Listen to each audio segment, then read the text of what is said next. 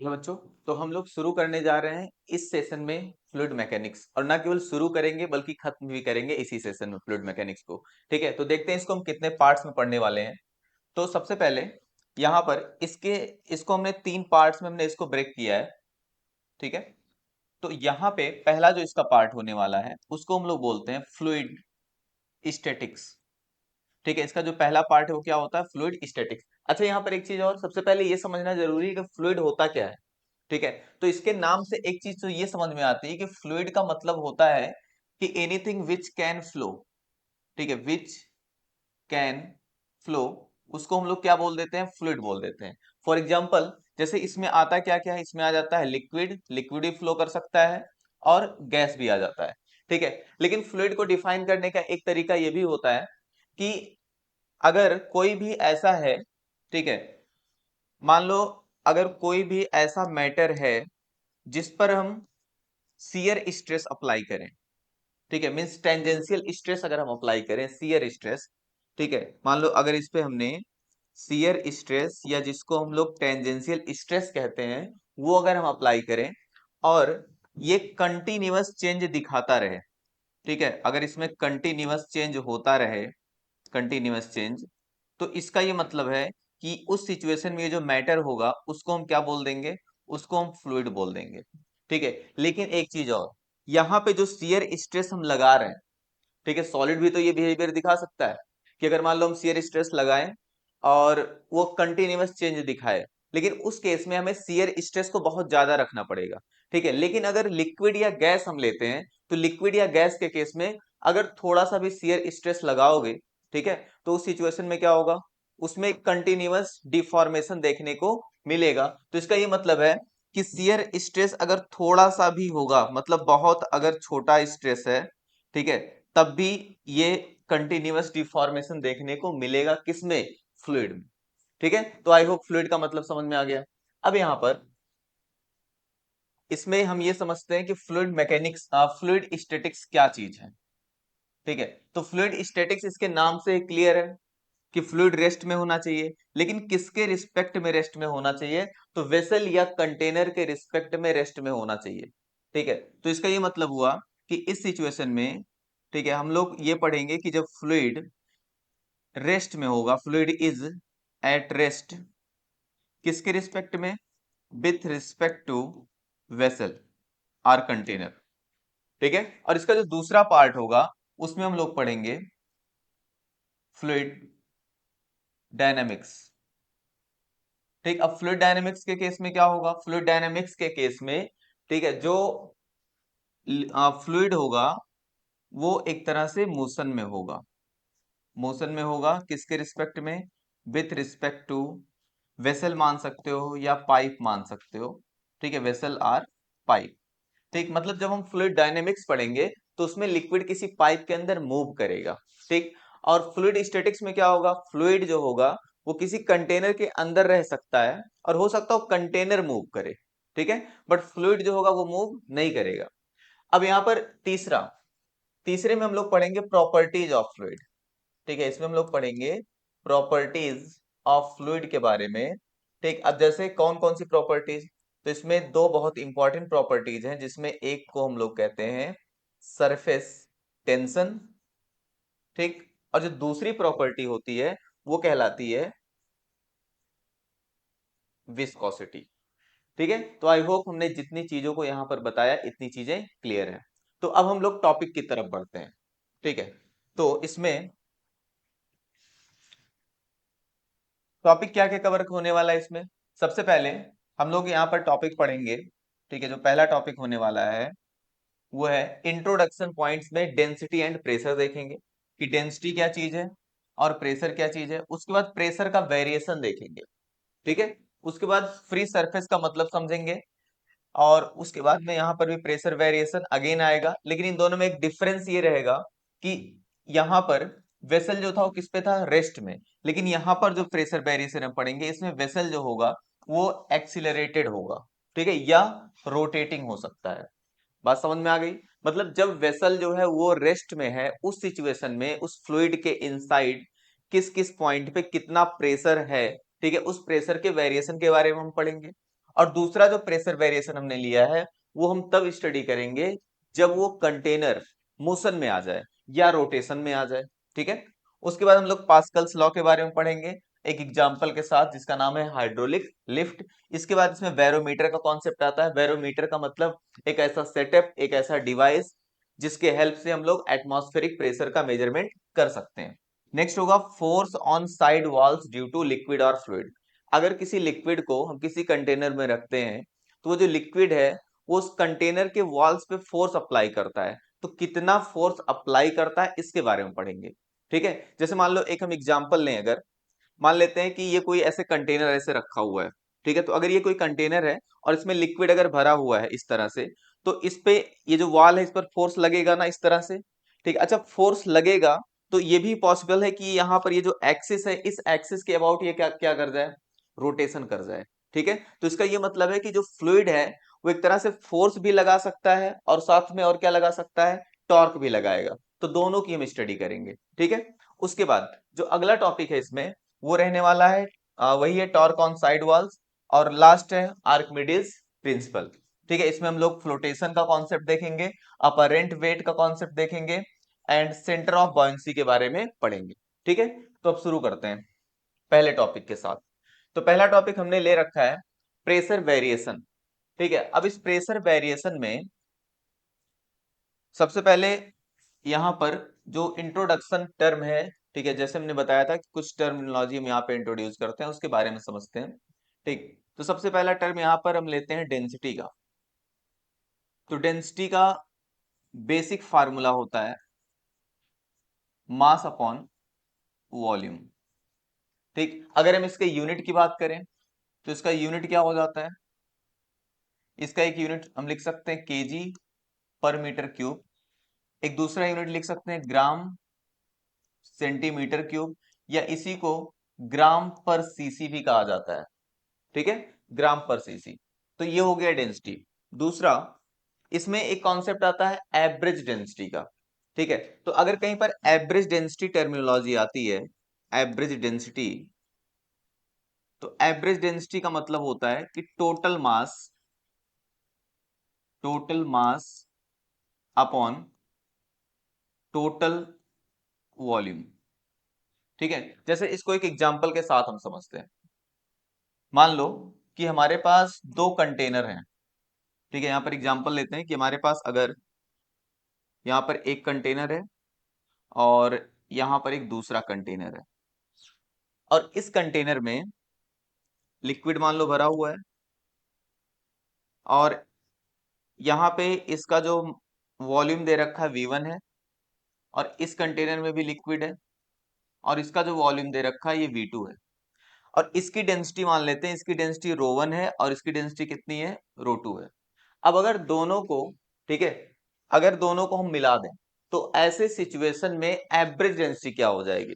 यहां पर इनकी एब्सोल्यूट डेंसिटी गिवन है कि इसकी डेंसिटी कितनी है ρ1, इसकी डेंसिटी कितनी है ρ2। अगर दोनों को हम एक तीसरे कंटेनर में मिला देते हैं, ठीक है, इन दोनों को एक तीसरे बड़े कंटेनर में डाल दें, ठीक है, तो ऐसे सिचुएशन में इनकी एवरेज डेंसिटी क्या होगी। ठीक है, लेकिन कंडीशन ये है कि दोनों मिक्स हो सके। बात समझ में आ रही है। ठीक है, अगर मिक्स ही नहीं होंगे, अलग अलग रहेंगे, ठीक, तब तो प्रॉब्लम है। लेकिन अगर ये मिक्स हो सकते हैं तो ऐसे केस में जब हम एवरेज डेंसिटी निकालेंगे तो हम यही कॉन्सेप्ट यूज करेंगे।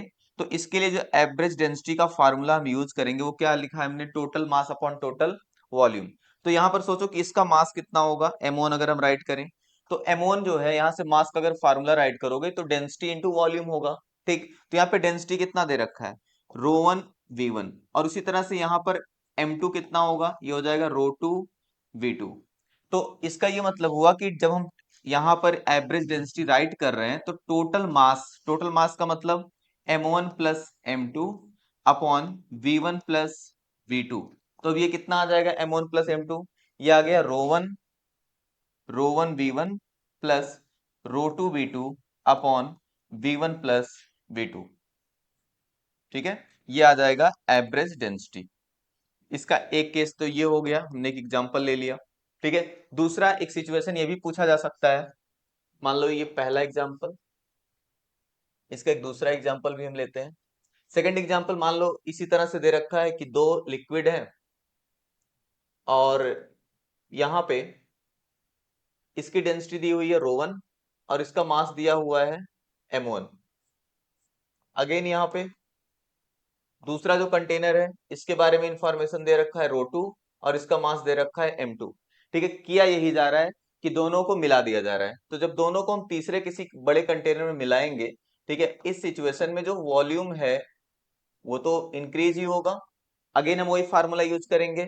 अब मान लो यहाँ पे इसका अगर वॉल्यूम निकाला जाए तो V1 इक्वल्स टू क्या होगा, यहां से सोचो मास अपॉन डेंसिटी, तो इसका मतलब इसका वॉल्यूम हो जाएगा m1 अपॉन ρ1 और इसका जब निकालोगे वॉल्यूम V2 तो V2 इक्वल्स टू कितना आएगा, ठीक है, V2 इक्वल्स टू आ जाएगा m2 अपॉन ρ2।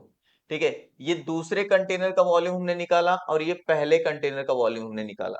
अब जब दोनों को मिलाया जा रहा है, ठीक है, जब हम रो एवरेज का कैलकुलेशन करने जा रहे हैं तो रो एवरेज के केस में टोटल मास, ठीक है, तो टोटल मास क्या राइट कर सकते हो, m1 plus m2 upon total volume क्या होगा, अब ये हो जाएगा m1 upon ρ1 plus m2 upon ρ2। ठीक है, ये एवरेज डेंसिटी आ जाएगी। तो इस तरह से अलग अलग दो केस में एवरेज डेंसिटी का कैलकुलेशन पूछा जा सकता है। तो बिल्कुल यहाँ पर हम कुछ इंट्रोडक्शन की टर्मिनोलॉजी हम यहाँ पे बता रहे थे कि एक टर्म आ गया डेंसिटी, दूसरा हम लोग सुनते हैं एवरेज डेंसिटी और तीसरा एक और सुनने को मिलता है, ठीक है, वो क्या है, वो है रिलेटिव डेंसिटी। ठीक, तो तीसरा पॉइंट भी समझते हैं कि रिलेटिव डेंसिटी क्या चीज है। तो रिलेटिव डेंसिटी को यहीं पे खत्म करते हैं। तीसरा पॉइंट रिलेटिव डेंसिटी। ठीक है, अच्छा रिलेटिव डेंसिटी होता क्या है, रिलेटिव डेंसिटी जो है आरडी हम इसको लिखते हैं, आरडी इज इक्वल्स टू किसी भी मैटर की जो डेंसिटी है वो किसके रिस्पेक्ट में, वाटर के रिस्पेक्ट में, और वो भी कितने टेम्परेचर पे, एट 4 डिग्री सेल्सियस। ठीक है, अच्छा 4 डिग्री सेल्सियस ही क्यों, ठीक है, कोई और वैल्यू क्यों नहीं, क्योंकि ये जो 4 डिग्री सेल्सियस होता है, ठीक है, इस टेम्परेचर पे जो वाटर की डेंसिटी होती है वो मैक्सिमम होती है। ठीक, क्योंकि अगर इससे टेम्परेचर को कम करोगे, मान लो 3 डिग्री सेल्सियस, 2 डिग्री सेल्सियस, अगर 4 डिग्री सेल्सियस से नीचे जाते हो, ठीक है, इस सिचुएशन में क्या होगा, वाटर है ना वो फ्रीज होना स्टार्ट कर जाएगा। तो जब आइस का फॉर्मेशन होने लगेगा तो उसका वॉल्यूम इंक्रीज करेगा, तो इस सिचुएशन में डेंसिटी बताओ क्या होगी, डिक्रीज कर जाएगी। ठीक है, बिल्कुल उसी तरह से अगर ऊपर जाते हैं तब भी वही होता है। तो इसका ये मतलब है कि जो 4 डिग्री सेल्सियस है इस पर वाटर की डेंसिटी सबसे ज्यादा होती है, इसलिए यहां पर कंपेयर करते हैं। ठीक, और एक दूसरा इंफॉर्मेशन इसके बारे में ये याद रखना है कि एक तरह से ये रेशियो है ना, तो ये यूनिट लेस होगा और यूनिट लेस के साथ साथ ये डायमेंशन लेस भी होने वाला है। ठीक है, तो यूनिट लेस तो रहेगा लेकिन साथ में और क्या रहेगा, डायमेंशन लेस। तो यहाँ पे एक टर्मिनोलॉजी हमने एक्सप्लेन किया, डेंसिटी। डेंसिटी का कॉन्सेप्ट आई होप अच्छे से क्लियर हो गया। ठीक है, अब आगे बढ़ते हैं, आगे बढ़ते हैं और यहाँ पर थोड़ा सा प्रेशर को भी समझते हैं। ठीक है, प्रेशर, क्योंकि ये जो यहाँ पर एक और टर्म सुनने को मिलता है जिसको हम लोग स्ट्रेस कहते हैं। ठीक है, और दोनों का फार्मूला थोड़ा मिलता जुलता है तो उसको समझते हैं। तो हमने अभी तक डेंसिटी एक्सप्लेन किया, अब अगला इसमें टर्म आता है प्रेशर।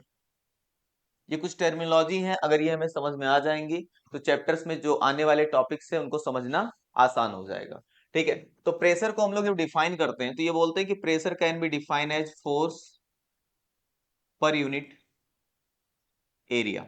ठीक है, ये इसका फॉर्मूला होता है, ये इसका डेफिनेशन भी है। और अगर हम इसके यूनिट की बात करते हैं तो इसका यूनिट क्या होता है, इसका यूनिट हम यहाँ से बना सकते हैं न्यूटन पर मीटर स्क्वायर, लेकिन इसका एसआई यूनिट होता है पास्कल। ठीक है, और दोनों में रिलेशन क्या होता है, रिलेशन यहाँ पर ये रहता है कि जो 1 पास्कल होता है वो किसके इक्वल होता है, 1 pascal is equals to 1 newton per metre square, ये रिलेशन होता है। ठीक है, अब अगर इसके और भी यूनिट्स की हम बात करें तो इसका एक यूनिट होता है जिसको हम लोग एटमॉस्फेयर या एटीएम भी बोलते हैं। तो 1 ATM या 1 एटमॉस्फेरिक प्रेशर जो होता है वो 10 पावर 5 पास्कल के इक्वल होता है। ठीक है, वैसे होता तो ये है 1.013 इंटू 10 पावर 5 पास्कल के इक्वल। ठीक है, या इसी को और क्या लिखा जा सकता है, इसी को लिखा जा सकता है 1.013 into 10 power 5 Newton per metre square. ठीक, इसका एक और यूनिट होता है, इसको हम लोग लिखते हैं 760, सॉरी, यहाँ पे 76 mm ऑफ Hg। ठीक है, तो इसके इतने यूनिट्स होते हैं। आई होप यहां तक विजुअल होगा और इसमें कोई आगे बढ़ते हैं। अच्छा, एक चीज यहाँ पे ये 760 है, ठीक है, इसमें थोड़ा कंफ्यूजन हो गया। अब इसको हम प्रूव करके भी दिखाएंगे कि ये इतना कैसे आता है। ठीक, और अगर इसको हम 76 लिख रहे हैं ना, तो ये होता है 0.76 मीटर ऑफ एचजी लिख सकते हैं। ठीक है, ये सब इसके वैल्यूज हैं। अभी इसको हम कैलकुलेट करके दिखाएंगे कि 760 mm आता कैसे है। ठीक, अब यहाँ पर प्रेशर हो गया, इसके बाद हमने वहां पर रिलेटिव डेंसिटी तो बता दिया था। ठीक है, उसका हमने कोई एग्जाम्पल नहीं लिया था। तो जैसे मान लो अगर एक एग्जाम्पल हम लें, तो relative density R D of H G ये होता है 13.6। ठीक है, 13.6 यहाँ पे लिखा हुआ है, ये है 13.6। अब यहाँ पर आर डी का जो फार्मूला था वो हमने क्या बताया था, हमने कहा था कि density of H G upon density of water. ठीक है, तो अगर यहाँ से डेंसिटी ऑफ एच जी हम कैलकुलेट करना चाहें तो इसका मतलब R D into density of water. और डेंसिटी ऑफ वाटर होता क्या है? ठीक है, तो डेंसिटी ऑफ वाटर याद होना चाहिए कि डेंसिटी ऑफ वाटर जो होता है ये होता है 1000 kg पर मीटर क्यूब। इसका मतलब क्या है? इसका मतलब ये है कि अगर हम एक कंटेनर लें जिसका लेंथ 1 मीटर हो, जिसका ब्रेथ 1 मीटर हो और जिसकी हाइट 1 मीटर हो, और उसमें पानी भर दें पूरी तरह से, तो उसका जो मास रहेगा वो कितना आएगा? 1000 kg आएगा। ठीक है, अब अगर ये वैल्यू यहाँ पे हम रखते हैं तो हमें एच के बारे में पता चल जाएगा कि एच की डेंसिटी कितनी है। आर डी कितना है? आर डी है 13.6 इंटू 1000। तो फाइनली ये कितना आ गया? 13600। ठीक है, और यहाँ पे इसका यूनिट हम क्या राइट कर सकते हैं? इसका यूनिट राइट कर सकते हैं केजी पर मीटर क्यूब।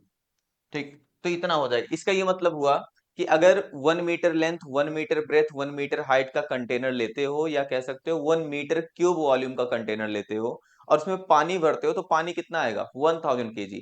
लेकिन अगर उसी कंटेनर में मरकरी भर दो, एचजी भर दो, तो उस केस में उसका मास कितना हो जाएगा? उसका मास हो जाएगा 13,600 kg हो जाएगा। इतना ज्यादा हो जाएगा। तो आई होप रिलेटिव डेंसिटी का मतलब समझ में आ गया होगा। ठीक है, अब आगे बढ़ते हैं अगले टॉपिक की तरफ। अगला टॉपिक देखो, इसमें अब हम प्रेशर वेरिएशन को समझते हैं। और इससे पहले हमने डेंसिटी के बारे में बता दिया और हमने प्रेशर के बारे में समझा दिया अच्छे से। ठीक है, अब जैसे मान लो यहाँ पर एक कंटेनर बना हुआ है और इस कंटेनर की डेंसिटी हम मान लेते हैं कि इस कंटेनर की डेंसिटी है रो। अब अगर हम यहाँ पर ए पॉइंट पे जाते हैं, ठीक, अच्छा एक चीज इसमें सोचो कि मान लो हम यहाँ पर एक दूसरा पॉइंट यहाँ पे हम कंसीडर करें और ये पॉइंट है बी। अब यहाँ पर सोच कर देखो कि ए और बी, इन दोनों में, ठीक है, ज्यादा प्रेशर कहाँ पे होना चाहिए? बी पे होना चाहिए। ठीक है, अगर मान लो कोई पर्सन जाके बी पॉइंट पे हो जाए तो पूरे वाटर का प्रेशर उसके ऊपर है। लेकिन अगर कोई पर्सन ए पॉइंट पे चला जाए तो उस केस में उसके ऊपर प्रेशर थोड़ा सा कम रहेगा। ठीक, और यहाँ पर कितना प्रेशर होगा? यहाँ पर कोई प्रेशर नहीं होगा। इसका मतलब यहाँ पर एटमॉस्फेयर का प्रेशर होगा, जिसका वैल्यू अभी हमने बताया था कि एटमॉस्फेरिक प्रेशर जो होता था 10 पावर 5 पास्कल के इक्वल होता था। अब ये जो सरफेस है ना, इसको हम लोग एक तरह से फ्री सरफेस कहते हैं। ये सरफेस क्या कहलाता है? Free surface. और ये एटमॉस्फेयर के कांटेक्ट में है, तो इस पर जो प्रेशर होगा ये होगा पी नॉट। ठीक है, तो इस पे प्रेशर पी नॉट है। अब जब हम एच हाइट नीचे आएंगे तो जितना नीचे जाएंगे उतना ही प्रेशर क्या होगा? बढ़ता जाएगा। तो जब हम ए पॉइंट पे प्रेशर कैलकुलेट करेंगे या राइट करेंगे, तो पी नॉट प्रेशर तो यहीं पर था, ठीक है, ओपन सरफेस या फ्री सरफेस पे। और उसके बाद में जैसे जैसे हम नीचे आएंगे तो प्रेशर बढ़कर हो जाएगा रो जी एच, इतना एक्स्ट्रा प्रेशर आ जाएगा। ठीक, अब ये जो पीए है ना, इस पीए को हम लोग एब्सोल्यूट प्रेशर बोलते हैं, कि मतलब एग्जैक्ट ए पॉइंट पे कितना प्रेशर प्रेजेंट है। और ये क्या है जो पी नॉट हमने डिनोट किया है, ये एटमॉस्फेरिक प्रेशर है, ठीक है, ये एटमॉस्फेरिक प्रेशर है। और ये जो रो जी एच है, ठीक है, रो जी एच क्या है, इसको हम लोग बोलते हैं गॉज प्रेशर। ठीक है, गॉज प्रेशर का मतलब होता है कि जो एक्स्ट्रा प्रेशर आया, ठीक है, या कह सकते हो एक्स्ट्रा प्रेशर भी कह सकते हो, या लिक्विड में अंदर जाने पे जितना चेंज आया। ठीक, मतलब इसी को हम क्या लिख सकते हैं, डेल्टा पी लिख सकते हैं। डेल्टा पी का मतलब P A minus P naught, और P A minus P naught कितना हो जाएगा, ये हो जाएगा रो जी एच। ठीक, तो यहाँ पे डेल्टा पी क्या चीज है, तो डेल्टा पी है गॉज प्रेशर या एक्स्ट्रा प्रेशर। तो आई होप यहाँ पर ये टर्मिनोलॉजी क्लियर हुआ कि एब्सोल्यूट किसको बोलेंगे, एटमॉस्फेरिक प्रेशर क्या चीज है, और गॉज प्रेशर का मतलब क्या होता है। और एक चीज और, अगर मान लो यहाँ पे हमें लिखना हो बी पे, तो मान लेते हैं कि ये यहाँ से H1 हाइट नीचे है, ठीक है, तो H1 हाइट अगर नीचे है, तो अब अगर हमें राइट करना हो बी पॉइंट पे प्रेशर, तो बताओ बी पॉइंट पे प्रेशर कितना होगा, पीबी इज इक्वल्स टू, यहाँ पे कितना है पी नॉट, और हम यहां से यहां तक आए हैं, ठीक है, तो हम क्या राइट कर सकते हैं, जब हम ए पॉइंट तक आ गए थे तो प्रेशर हो गया था रो जी एच, और जब और नीचे जाओगे तो कितना हो जाएगा रो जी एच वन। या इसको डायरेक्ट भी लिख सकते हो कि बी पॉइंट पे जो प्रेशर होगा, पी नॉट यहाँ फ्री सरफेस पे था, और हम कितना हाइट नीचे जा रहे हैं रो जी, और कितना हाइट नीचे जा रहे हैं एच प्लस एच वन। ठीक है, इसको इस तरह से भी लिखा जा सकता है। और कैसे लिखा जा सकता है, बी पे जो प्रेशर है, ठीक है, अगर हम ए के टर्म में राइट करें तो यहाँ पे प्रेशर, देखो यहाँ पे जितना प्रेशर होगा, यहाँ पे प्रेशर को हमने कितना माना है, यहाँ पे हमने प्रेशर को पी ए माना है, इसका मतलब इस पॉइंट पर भी प्रेशर कितना होगा, इस पॉइंट पर भी प्रेशर पी ए होगा। ठीक है, तो यहां से PB is equals to P A, और पी ए से भी कितना नीचे जाना पड़ रहा है, तो नीचे जाना पड़ रहा है प्लस रो जी एच वन। तो इतने तरीके से हम पी बी पे प्रेशर या बी पॉइंट पे प्रेशर बता सकते हैं। ठीक है, अब यहां पर हमने सीखा कि गॉज प्रेशर या जो एक्स्ट्रा प्रेशर आ रहा है उसको हम लिखते कैसे हैं।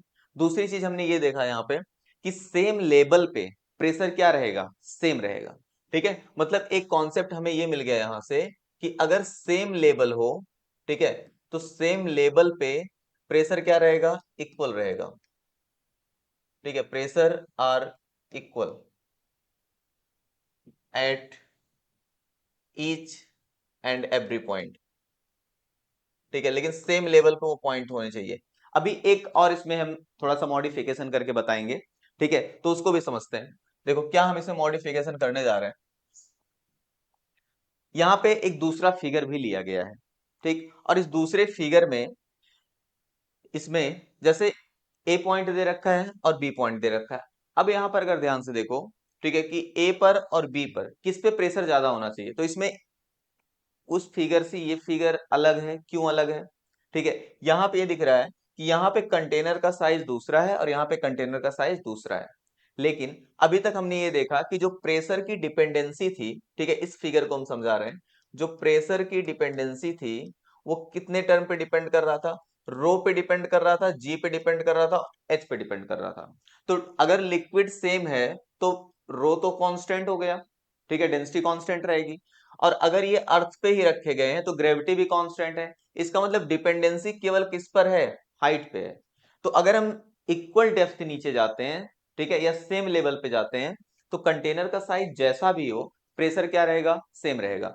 इसका ये मतलब हुआ कि अगर हमें ए पॉइंट पे प्रेशर लिखना हो इस फिगर में, ए पॉइंट पे प्रेशर, तो यहाँ पे प्रेशर कितना होगा, एटमॉस्फेयर के कांटेक्ट में पी नॉट होगा, और कितना हाइट हम नीचे जा रहे हैं, कितना हाइट हम नीचे जा रहे हैं, एच हाइट यहाँ पे मेंशन किया गया है।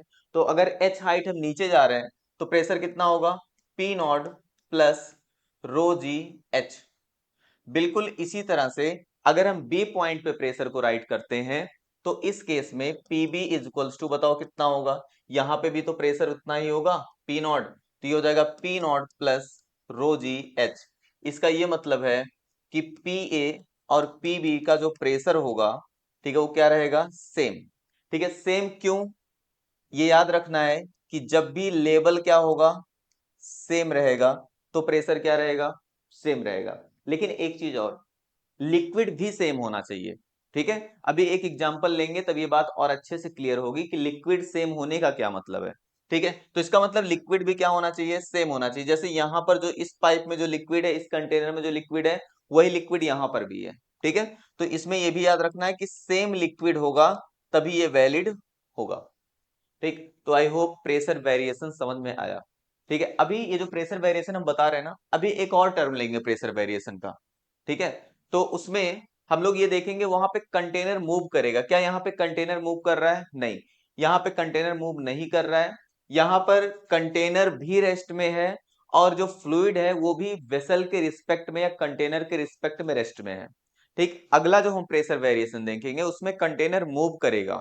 ठीक है, लेकिन कंटेनर मूव करेगा ग्राउंड के रिस्पेक्ट में। ठीक है, जो फ्लूइड रहेगा वो कंटेनर के रिस्पेक्ट में रेस्ट में रहेगा। तो उसको भी समझते हैं। अगला केस, अगले केस में देखो यहाँ पे, अच्छा एक दो एग्जांपल और दिए हुए हैं वही जो हमने बताया। ठीक है, पहले इसको क्लियर कर देते हैं अच्छे से, जो अभी हमने लिया था ना वहां पे, कि मान लो यहाँ पर दो पॉइंट दे रखे हैं। इसमें यहाँ पे एक लिक्विड, अगर हम यहाँ पे प्रेशर की बात करें, यहाँ पे प्रेशर कितना होगा, पी नॉट। यहाँ पर भी प्रेशर कितना होगा, पी नॉट। क्यों होगा, क्योंकि ये दोनों ही लिक्विड जो हैं वो एयर के कांटेक्ट में या इन पे एटमॉस्फेरिक प्रेशर काम कर रहा है। अच्छा, यहाँ पर कलर से एक चीज ये क्लियर हो रही है कि इसकी जो डेंसिटी है वो अलग दे रखी है। ठीक है, इसका मतलब यहाँ पे डेंसिटी अलग अलग है, तो अगर डेंसिटी अलग है उस केस में ये जो ब्लू कलर वाला है इसकी डेंसिटी कितनी दे रखी है, रो 1, और ये जो कलर है इसकी डेंसिटी दे रखी है रो 2। ठीक है, तो यहां पे सोचो, क्या हम यहाँ पे ए और बी का प्रेशर सेम राइट कर सकते हैं? सोच कर देखना यहाँ पे, क्या ए और बी का प्रेशर हम सेम लिख सकते हैं? बिल्कुल लिख सकते हैं। ठीक है, क्यों? क्योंकि दोनों का लेवल क्या है, दोनों का लेवल सेम है, सेम लेवल है, और लिक्विड भी देखो तो सेम है। ठीक है, लिक्विड भी क्या है, सेम है, तो हम यहाँ पे लिख सकते हैं। इसका ये मतलब है कि जो पी ए है और जो पी बी है दोनों का प्रेशर सेम रहेगा। ठीक है, या अगर हमें पी ए को इंडिविजुअली लिखना हो यहाँ पे पी ए इक्वल्स टू, तो हम क्या लिख सकते हैं, P not plus rho G H1। और अगर हमें, ठीक है, यहाँ पे पीबी राइट करना हो तो पीबी के केस में ये हो जाएगा P not plus rho G H2। ठीक है, अब यहां पर ये दोनों इक्वल कैसे हो सकते हैं? बिल्कुल ये दोनों इक्वल हो सकते हैं। ठीक है, इक्वल इसलिए हो सकते हैं क्योंकि यहां पर ये दिख रहा होगा कि H2 ज्यादा है। तो अगर H2 ज्यादा है, यहाँ पे देखो H2 क्या है, ज्यादा है किससे, H1 से। लेकिन यहाँ पर अगर H1, सॉरी, अगर यहाँ पे H2 जो है H1 से ग्रेटर है, तो डेंसिटी के बारे में भी सोचो। ठीक है, ये डेंसिटी क्या है, ये डेंसिटी रो 1 है और ये डेंसिटी क्या है, रो 2 है।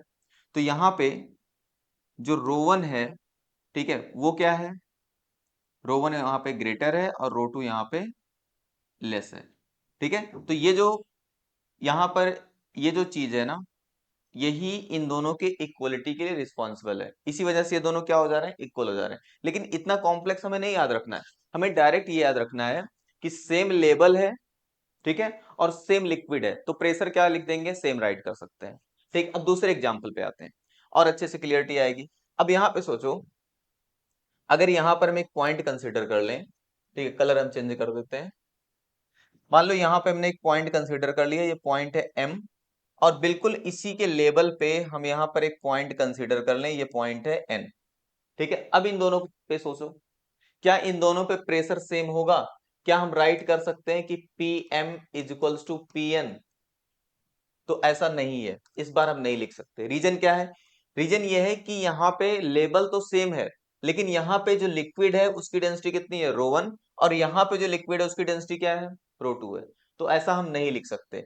लेकिन अब अगर हमें यहाँ पे इस तरह का कॉन्सेप्ट यूज करना हो, ठीक है, तो हम यहाँ पे और यहाँ पे प्रेशर सेम दिखा सकते हैं। किस पे, P A is equals to PB. ठीक है, पी ए और पीबी पे जो प्रेशर होगा वो सेम होगा। और ये चीज वैलिड होगी, क्यों वैलिड हो रही है, क्योंकि ए और बी के लिए, ठीक है, ए और बी के लिए यहाँ पे देख सकते हो कि सेम लेवल भी है और सेम लिक्विड भी है। जो लिक्विड यहाँ पर है वही लिक्विड यहाँ पर है। ठीक, तो जब भी ये कॉन्सेप्ट लगाना तो इस बात का ध्यान रखना। ठीक है, किस बात का ध्यान रखना है, कि सेम लिक्विड होना चाहिए। और सेम लेवल होना चाहिए। अगर ये दोनों है तभी ये बोल सकते हो कि प्रेशर क्या रहेगा, सेम होगा। ठीक है, अदरवाइज हम ये नहीं कह सकते हैं। ठीक, और इसका बहुत अच्छा यूज होता है जब हम लोग न्यूमेरिकल्स को सॉल्व करते हैं। ठीक है, तो न्यूमेरिकल्स के लिए हम लोग अलग से देखेंगे, बट अभी यहाँ पर केवल हम लोग कॉन्सेप्ट क्लियर कर रहे हैं। अब अगले टॉपिक पे आते हैं। ठीक है, अभी तक हम लोग प्रेशर का वेरिएशन पढ़ रहे थे। अभी तक हम लोग प्रेशर का वेरिएशन एक तरह से पढ़ रहे थे जब कंटेनर रेस्ट पे था। ठीक है, अब यहाँ पर देख सकते हो इस सिचुएशन में, ठीक है, कंटेनर मूव कर रहा है। ठीक, तो पहले यहाँ पर एक केस लेते हैं। यहाँ पे जो पहला केस है ए, ठीक है, इसको समझते हैं। इस सिचुएशन में अगर हम बात करें कि यहाँ पे कितना प्रेशर है, तो यहाँ पे जो प्रेशर है वो पी नॉट है। और अगर हम नीचे आ रहे हैं, ठीक है, तो जो डिपेंडेंसी है प्रेशर की, या अगर हम प्रेशर राइट करना चाहें, मान लो यहाँ पर कोई पॉइंट हम ले ए, तो जब ए पर हम राइट करेंगे तो क्या राइट कर सकते हैं, रो जी और एच। ठीक है, और यहाँ पे ये जो जी होता है ना, ये ना केवल जी बल्कि ये जी इफेक्टिव होता है। ठीक है, ये क्या होता है, जी इफेक्टिव। अब इसका यूज कैसे करेंगे, जैसे मान लो अगर हम ये बोलें कि ये जो कंटेनर है, ये अगर ए एक्सीलरेशन से ऊपर जा रहा हो और यही कंटेनर ए एक्सीलरेशन से नीचे जा रहा हो। ठीक, तो अब यहां पर सोच कर देखो कि जब ये कंटेनर ए एक्सीलरेशन से, ठीक है, ऊपर जाएगा, तो ऐसे सिचुएशन में जी इफेक्टिव का वैल्यू क्या होगा। ऐसे सिचुएशन में जी इफेक्टिव का वैल्यू हो जाएगा जी प्लस ए हो जाएगा। और जब यही कंटेनर ए एक्सेलरेशन से नीचे जाएगा, तो ऐसे सिचुएशन में जी इफेक्टिव का वैल्यू हो जाएगा जी माइनस ए। ठीक, तो अब ये जो फार्मूला है, ये क्या बन जाएगा, ये हो जाएगा P A is equals to rho g plus A into h, और P A is equals to rho g minus A into h. I hope ये क्लियर हो गया। ठीक है, कि जब ये कंटेनर ऊपर जा रहा है और जब ये कंटेनर नीचे जा रहा है तो किस तरह से, ठीक है, ये प्रेशर वेरी कर रहा है। ये क्लियर हो गया। ठीक है, अब इस पे आते हैं। अब यहां पर समझना है इसको। अब इस सिचुएशन में क्या हो रहा है, ये कंटेनर, मान लो यहाँ पे कंटेनर पे हमने नीचे से पहिया लगा दिया। ठीक है, अब ये कंटेनर आगे की तरफ जा रहा है, कितने एक्सीलरेशन से जा रहा है, ए एक्सीलरेशन से जा रहा है। तो जब ये आगे की तरफ ए एक्सीलरेशन से जाएगा, तो यहाँ पे सोचो कि जो वाटर है, ठीक है, उसका शेप कैसा हो जाएगा। तो यहाँ पे नॉर्मली वाटर का शेप कुछ ऐसा हो जाएगा, इस तरह से ऐसे दिखाया गया है। क्योंकि ये इधर जा रहा है तो इस पे सूडो फोर्स पीछे की तरफ काम करेगा, तो ये ऐसे हो जाएगा। ठीक, अब यहाँ पर कहीं ना कहीं ये कुछ एंगल ऊपर चला गया, तो ये कितना एंगल ऊपर चला गया, इस बार हमें इस एंगल का कैलकुलेशन समझना होगा। ठीक है, तो इसके लिए यहाँ पर एक कॉन्सेप्ट हम ये समझते हैं कि सोचो यहाँ पे प्रेशर कितना होगा, यहाँ पे प्रेशर पी नॉट होगा। ठीक है, प्रेशर कितना होगा, पी नॉट होगा। अच्छा, यहाँ पे प्रेशर कितना होगा, पी नॉट होगा। अब यहाँ पे आ जाते हैं। अब यहाँ पे सोच के देखो यहाँ पे प्रेशर कितना होगा। क्या प्रेशर पी नॉट लिख सकते हो इस कॉन्सेप्ट से कि सेम लेवल है और सेम लिक्विड है? बिल्कुल नहीं, इस बार नहीं लिखा जा सकता है।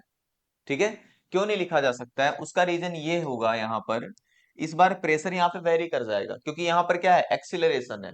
ठीक, और वो जो हमने कॉन्सेप्ट सीखा था, वो तब हमने कॉन्सेप्ट सीखा था जब कंटेनर क्या रहता है, रेस्ट में रहता है। ठीक है, तो यहाँ पे अब हम लोग अगर प्रेशर का कैलकुलेशन सीखे, मान लेते हैं यहाँ पे प्रेशर कितना है, P1 है। ठीक, तो पहले हम इस पॉइंट के रिस्पेक्ट में हम देखेंगे इसका प्रेशर। तो मान लो अगर हमें P1 को लिखना हो, ठीक है, तो P1 इक्वल्स टू इस पॉइंट के रिस्पेक्ट में, तो मान लेते हैं ये जो हाइट है, ये हाइट कितनी है, इस हाइट को हम मान लेते हैं कि ये हाइट है h। ठीक है, और इसका जो साइज है, इसको हम मान लेते हैं कि इसका साइज है l। ठीक, मतलब इसका जो लेंथ है या इसका विड्थ है वो कितना है, l हमने मान लिया। तो ऐसे सिचुएशन में P1 equals to P not plus rho ji H लिखा जा सकता है। आई होप इसमें कोई प्रॉब्लम नहीं होगा। ठीक है, P not plus rho ji H, यहाँ पे पी नॉट था, और जब हम एच नीचे आ गए, इसकी डेंसिटी हमने रो कंसीडर कर लिया, तो कितना हो गया, P not plus rho ji H. उसके बाद अब अगर यहाँ पर इसी P1 को हम कैलकुलेट करें इसके रिस्पेक्ट में, ठीक है, तो सोचो यहाँ पे हो क्या रहा है। यहाँ पर हो ये रहा है कि जब ये कंटेनर ए एक्सीलरेशन से आगे की तरफ जा रहा है, तो लिक्विड पे एक ग्रेविटी, सॉरी ग्रेविटी नहीं, एक्सीलरेशन पीछे की तरफ काम कर रही है। ठीक, तो P1 जब राइट करोगे P नॉट के रिस्पेक्ट में, अगेन मतलब इस पॉइंट के रिस्पेक्ट में, तो इस पॉइंट पे प्रेशर कितना है, P नॉट प्लस, ठीक है, यहाँ पे रो था, ये वेरिएशन क्या था, ये जो ग्रेविटी यहाँ पे लग रही थी, ये एक तरह से ग्रेविटेशनल एक्सीलरेशन है, लेकिन यहाँ पे जो हम अप्लाई करने जा रहे हैं वो सूडो एक्सीलरेशन अप्लाई करने जा रहे हैं। तो ये कितना हो जाएगा, डेंसिटी तो रो रहेगी, लेकिन जी के जगह पर ए आ जाएगा, ठीक, और एच के जगह पर एल आ जाएगा। आई होप ये कॉन्सेप्ट क्लियर हो गया, ठीक है, क्योंकि यहां पर क्या लग रहा है, इस तरफ ए एक्सीलरेशन, तो पीछे की तरफ भी सूडो एक्सीलरेशन काम करेगा और वो भी ए ही रहेगा, तो इसको हम लिख सकते हैं। अब अगर इन दोनों को हम इक्वेट कर देते हैं, तो जब हम इन दोनों को इक्वेट करेंगे, ठीक है, तो ऐसे केस में कितना आएगा, पी नॉट, इक्वेट करो तो पी नॉट कैंसिल हो जाएगा, ठीक है, तो इसको डायरेक्ट राइट कर देते हैं, पी नॉट कैंसिल हो जाएगा, और रो से रो भी कैंसिल हो जाएगा, मतलब ये आएगा कितना, rho ji h is equals to rho A L, तो रो से रो कैंसिल करोगे तो यहाँ पर क्या आ जाएगा, यहाँ पे आ जाएगा h upon L is equals to A by g, ठीक, और ये जो एच बाई एल है, यही क्या है, टेन थीटा, तो यहां से हम थीटा भी कैलकुलेट कर सकते हैं। और अगर हमें हाइट कैलकुलेट करना हो, केवल हाइट, तो केवल हाइट कैलकुलेट करना है तो फार्मूला हम यूज करेंगे ए बाई जी इंटू एल, ठीक है। तो यहाँ से दो टाइप्स के क्वेश्चन बनते हैं, एक ये पूछा जा सकता है कि थीटा कितना होगा, ठीक, और दूसरा पूछा जा सकता है ये कितने हाइट तक ऊपर जाएगा, ठीक है, तो ये याद रखना। और यहाँ पे ये जो दिखाया गया है ना, एक इसमें कॉन्सेप्ट और हम बताना चाहते हैं, फ्री सरफेस, ठीक, तो एक पॉइंट तुम्हें ये याद रखना है कि जो फ्री सरफेस होता है, free surface is always perpendicular to G effective, ठीक, जैसे यहाँ पे जी इफेक्टिव नीचे की तरफ लग रहा है, तो ये क्या चीज है, ये फ्री सरफेस है, ठीक, और यहां पर देखो फ्री सरफेस एक तरह से ये है, तो अगर ये फ्री सरफेस है, तो जो जी इफेक्टिव यहाँ पे लग रहा होगा, ठीक है, अगर मान लो जी इफेक्टिव पूछा जाए, तो ये फ्री सरफेस है, जी इफेक्टिव इधर ऐसे लगेगा, ठीक है, तो ये एंगल कितना हो जाएगा, ये एंगल अगर थीटा है तो ये एंगल में थीटा होगा, ठीक, तो इस पे परपेंडिकुलर है, तो चाहो तो यहां से भी थीटा डायरेक्ट निकाल सकते हो, यहां से अगर टेन थीटा राइट करते हो, तो टेन थीटा कितना आएगा, उतना ही आएगा, ए बाई जी, ठीक है, ये भी कैलकुलेट किया जा सकता है।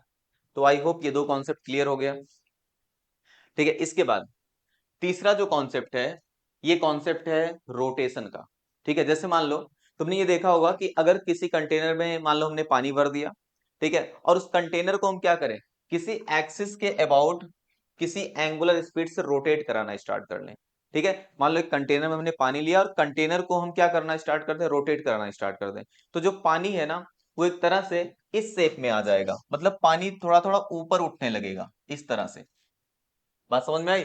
मान लो एक कंटेनर में पानी भर दो और ऐसे हाथ करके उसमें ऐसे घुमाते रहो, तो क्या होगा, पानी जो होगा किनारों पर ऊपर उठने लगेगा, बात समझ में आ रही है।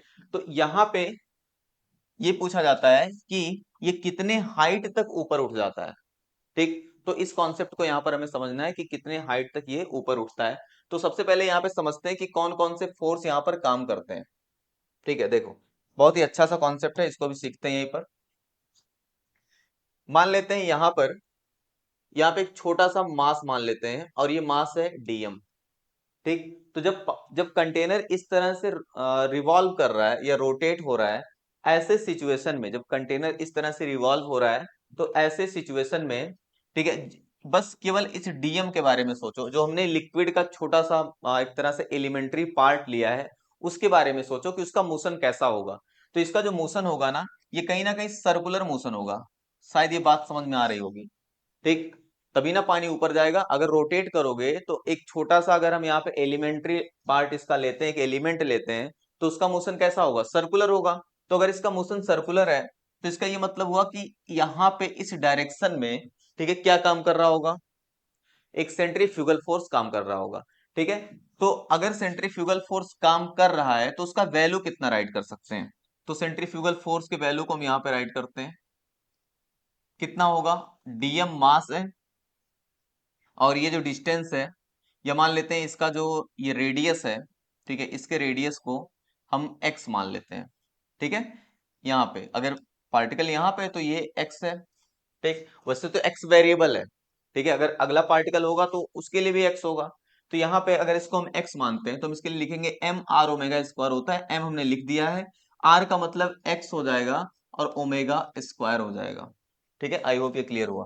अब सोचो अगर ये कुछ एंगल बना रहा है, कितना एंगल बना रहा है, मान लेते हैं थीटा एंगल बना रहा है, ठीक है, तो ये वाला कंपोनेंट कितना होगा जो अभी हमने एरो बनाया है, इस कंपोनेंट के बारे में सोचो तो ये कंपोनेंट हो जाएगा d M x square, sorry x square नहीं, d M x omega square cos theta हो जाएगा। ठीक है, कंफ्यूज नहीं होना, बहुत ही पेशेंस के साथ ये सीखना। ठीक है, कि अगर यहाँ पे डीएम है, हमने एक एलिमेंट्री लिक्विड लिया, तो उस जब यहाँ पे हम कंटेनर को रोटेट कराएंगे ओमेगा से, तो जो एलिमेंट्री लिक्विड है उसका मोशन कैसा होगा, सर्कुलर होगा। तो सर्कुलर होगा तो away from the centre centrifugal लगेगा, तो उसका वैल्यू हमने यहाँ पे राइट कर दिया D M x omega square. ठीक है, अब मान लो अगर ये एंगल बना रहा है कितना, थीटा, तो इस डायरेक्शन में इस फोर्स का कंपोनेंट कितना होगा, बस cos थीटा से मल्टीप्लाई कर देना है, यही ना होगा। ठीक है, तो ये cos थीटा हो गया। अच्छा सोचो इस पे नीचे की तरफ जो ग्रेविटी काम कर रही होगी, ठीक है, मतलब जो ग्रेविटेशनल फोर्स काम कर रहा होगा, एफ जी हम लिख देते हैं इसको, वो कितना लग रहा होगा, वो लग रहा होगा D M M G sine theta लगता है, तो ये लग रहा होगा D M G sine theta. ठीक, और जो ऊपर वाला फोर्स है वो कितना है, D M x omega square cos theta है। ठीक है, तो इसको हम डायरेक्ट राइट कर देते हैं, यहाँ पे कॉस थीटा हम लिख दे रहे हैं। और ये दोनों जो फोर्स हैं, ठीक है, अगर उसको हम क्या कर दें, इक्वेट कर दें, इक्वेट क्यों कर रहे हैं, क्योंकि ये जो डीएम मास है ना, ये वहां पे रुका हुआ है ना, रोटेशन की वजह से वो जाके वहां पे रुका हुआ है। सोचो अगर रोटेशन बंद हो जाए तो डीएम मास क्या वहां पे रुका रहेगा, नहीं रुका रहेगा। तो इसका ये मतलब हुआ कि जो डीएम मास है, ठीक है, वो डीएम मास किस में है, इक्विलिब्रियम में है। तो अगर डीएम मास इक्विलिब्रियम में है तो हम दोनों को क्या करेंगे, इक्वेट करेंगे।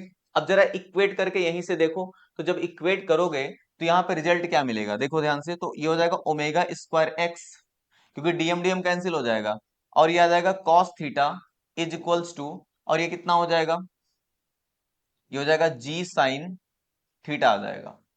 ठीक है, अब यहां से हम यहां से कैलकुलेट कर सकते हैं टेन थीटा, तो टेन थीटा इक्वल्स टू आ जाएगा omega square x upon g. ठीक, अब इस टेन थीटा को हम लिख सकते हैं D Y by D X. ठीक है, D Y by D X, और यहां से हम क्या कर सकते हैं, वाई के टर्म में, ठीक है, इसको राइट करके इंटीग्रेट कर देंगे। ठीक है, तो क्या आ जाएगा, वाई का वैल्यू आ जाएगा, और जब वाई का वैल्यू आ जाएगा तो जब एक्स का वैल्यू आर रखोगे, ठीक है, जब x का वैल्यू r रखोगे तो ऐसे सिचुएशन में उसका वैल्यू कैलकुलेट हो जाएगा। आई होप ये रोटेशन वाला कॉन्सेप्ट अच्छे से क्लियर हुआ। ठीक है, जैसे इसको हम करके दिखा दे रहे हैं, जब इसको सॉल्व करोगे, सिंप्लीफाई करोगे, ठीक है, तो ये कितना आएगा, यहाँ पे हम लिख देते हैं y is equals to omega square x upon two g आएगा। ठीक है, कैसे, जब ये जो यहाँ पे लिखा हुआ है ना, जब इसको सिंप्लीफाई करोगे, ठीक है, dy इक्वल्स टू इतना आएगा, ये dx इधर आ जाएगा, उसके बाद इसको इंटीग्रेट कर देना है, इंटीग्रेट करोगे इतना आएगा। अब जब इतना आ गया तो हम ये कह रहे हैं कि अगर ये y का वैल्यू आ गया x के टर्म में, तो अगर x का वैल्यू जो है वो r रख दो, क्यों, क्योंकि यही ना है x का वैल्यू r, ठीक है, तो यही ना y है, तो हमें ये पता चल जाएगा, इसका मतलब हमें हाइट पता चल जाएगा, h equals to omega square r upon two g. ये बहुत ही इंपॉर्टेंट फार्मूला है। इस फार्मूले से हम ये बता सकते हैं कि अगर आर रेडियस का कंटेनर है, ठीक है, आर रेडियस का कंटेनर है, आई होप ये विजुअल होगा अच्छे से, एक बार चेक कर लेते हैं। ठीक है, विजुअल है। अगर आर रेडियस का कंटेनर है और उसको हम ओमेगा के स्पीड से क्या करा रहे हैं, रोटेट करा रहे हैं, तो उसमें जो पानी होगा वो एच हाइट तक ऊपर जाएगा, और उस एच हाइट को हम इस फार्मूले के हेल्प से कैलकुलेट कर सकते हैं। ठीक है, तो अब बताओ ये जो स्लाइड है, इस स्लाइड में हमने कितना केस लिया, इस स्लाइड में हमने देखा कि अगर कंटेनर है, ठीक है, तो कंटेनर को अगर हम मूव कराएं, मतलब एक्सीलरेट, हमने पहले केस में क्या करा है, एक्सीलरेट, दूसरे केस में भी हमने एक्सीलरेट, पहले केस में इसको हमने वर्टिकल एक्सीलरेशन दिया, हम ऊपर ले जा रहे थे, नीचे ले जा रहे थे, तो हमने जी इफेक्टिव के हेल्प से बता दिया कि प्रेशर क्या होगा। उसके बाद हम यहाँ पे कंटेनर को आगे लेकर जा रहे हैं एक्सीलरेशन से, तो हमने यहाँ पे बता दिया किस तरह से प्रेशर का एनालिसिस करेंगे और क्या पैरामीटर्स यहाँ पे आ सकते हैं, उसका हम लोग कैलकुलेशन कर सकते हैं। अगला जो पॉइंट था ये था कि अगर कंटेनर को हम ओमेगा से रोटेट कराएं तो पानी कितना ऊपर जाएगा। तो आई होप ये कैलकुलेशन भी अच्छे से क्लियर हो गया होगा।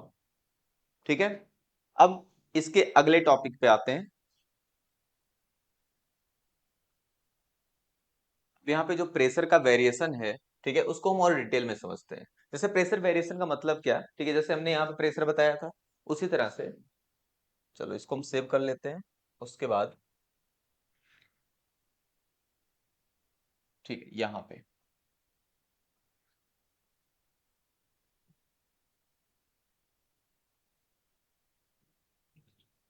इसमें, ठीक है, सेम इसी तरह से फिगर दे रखा है।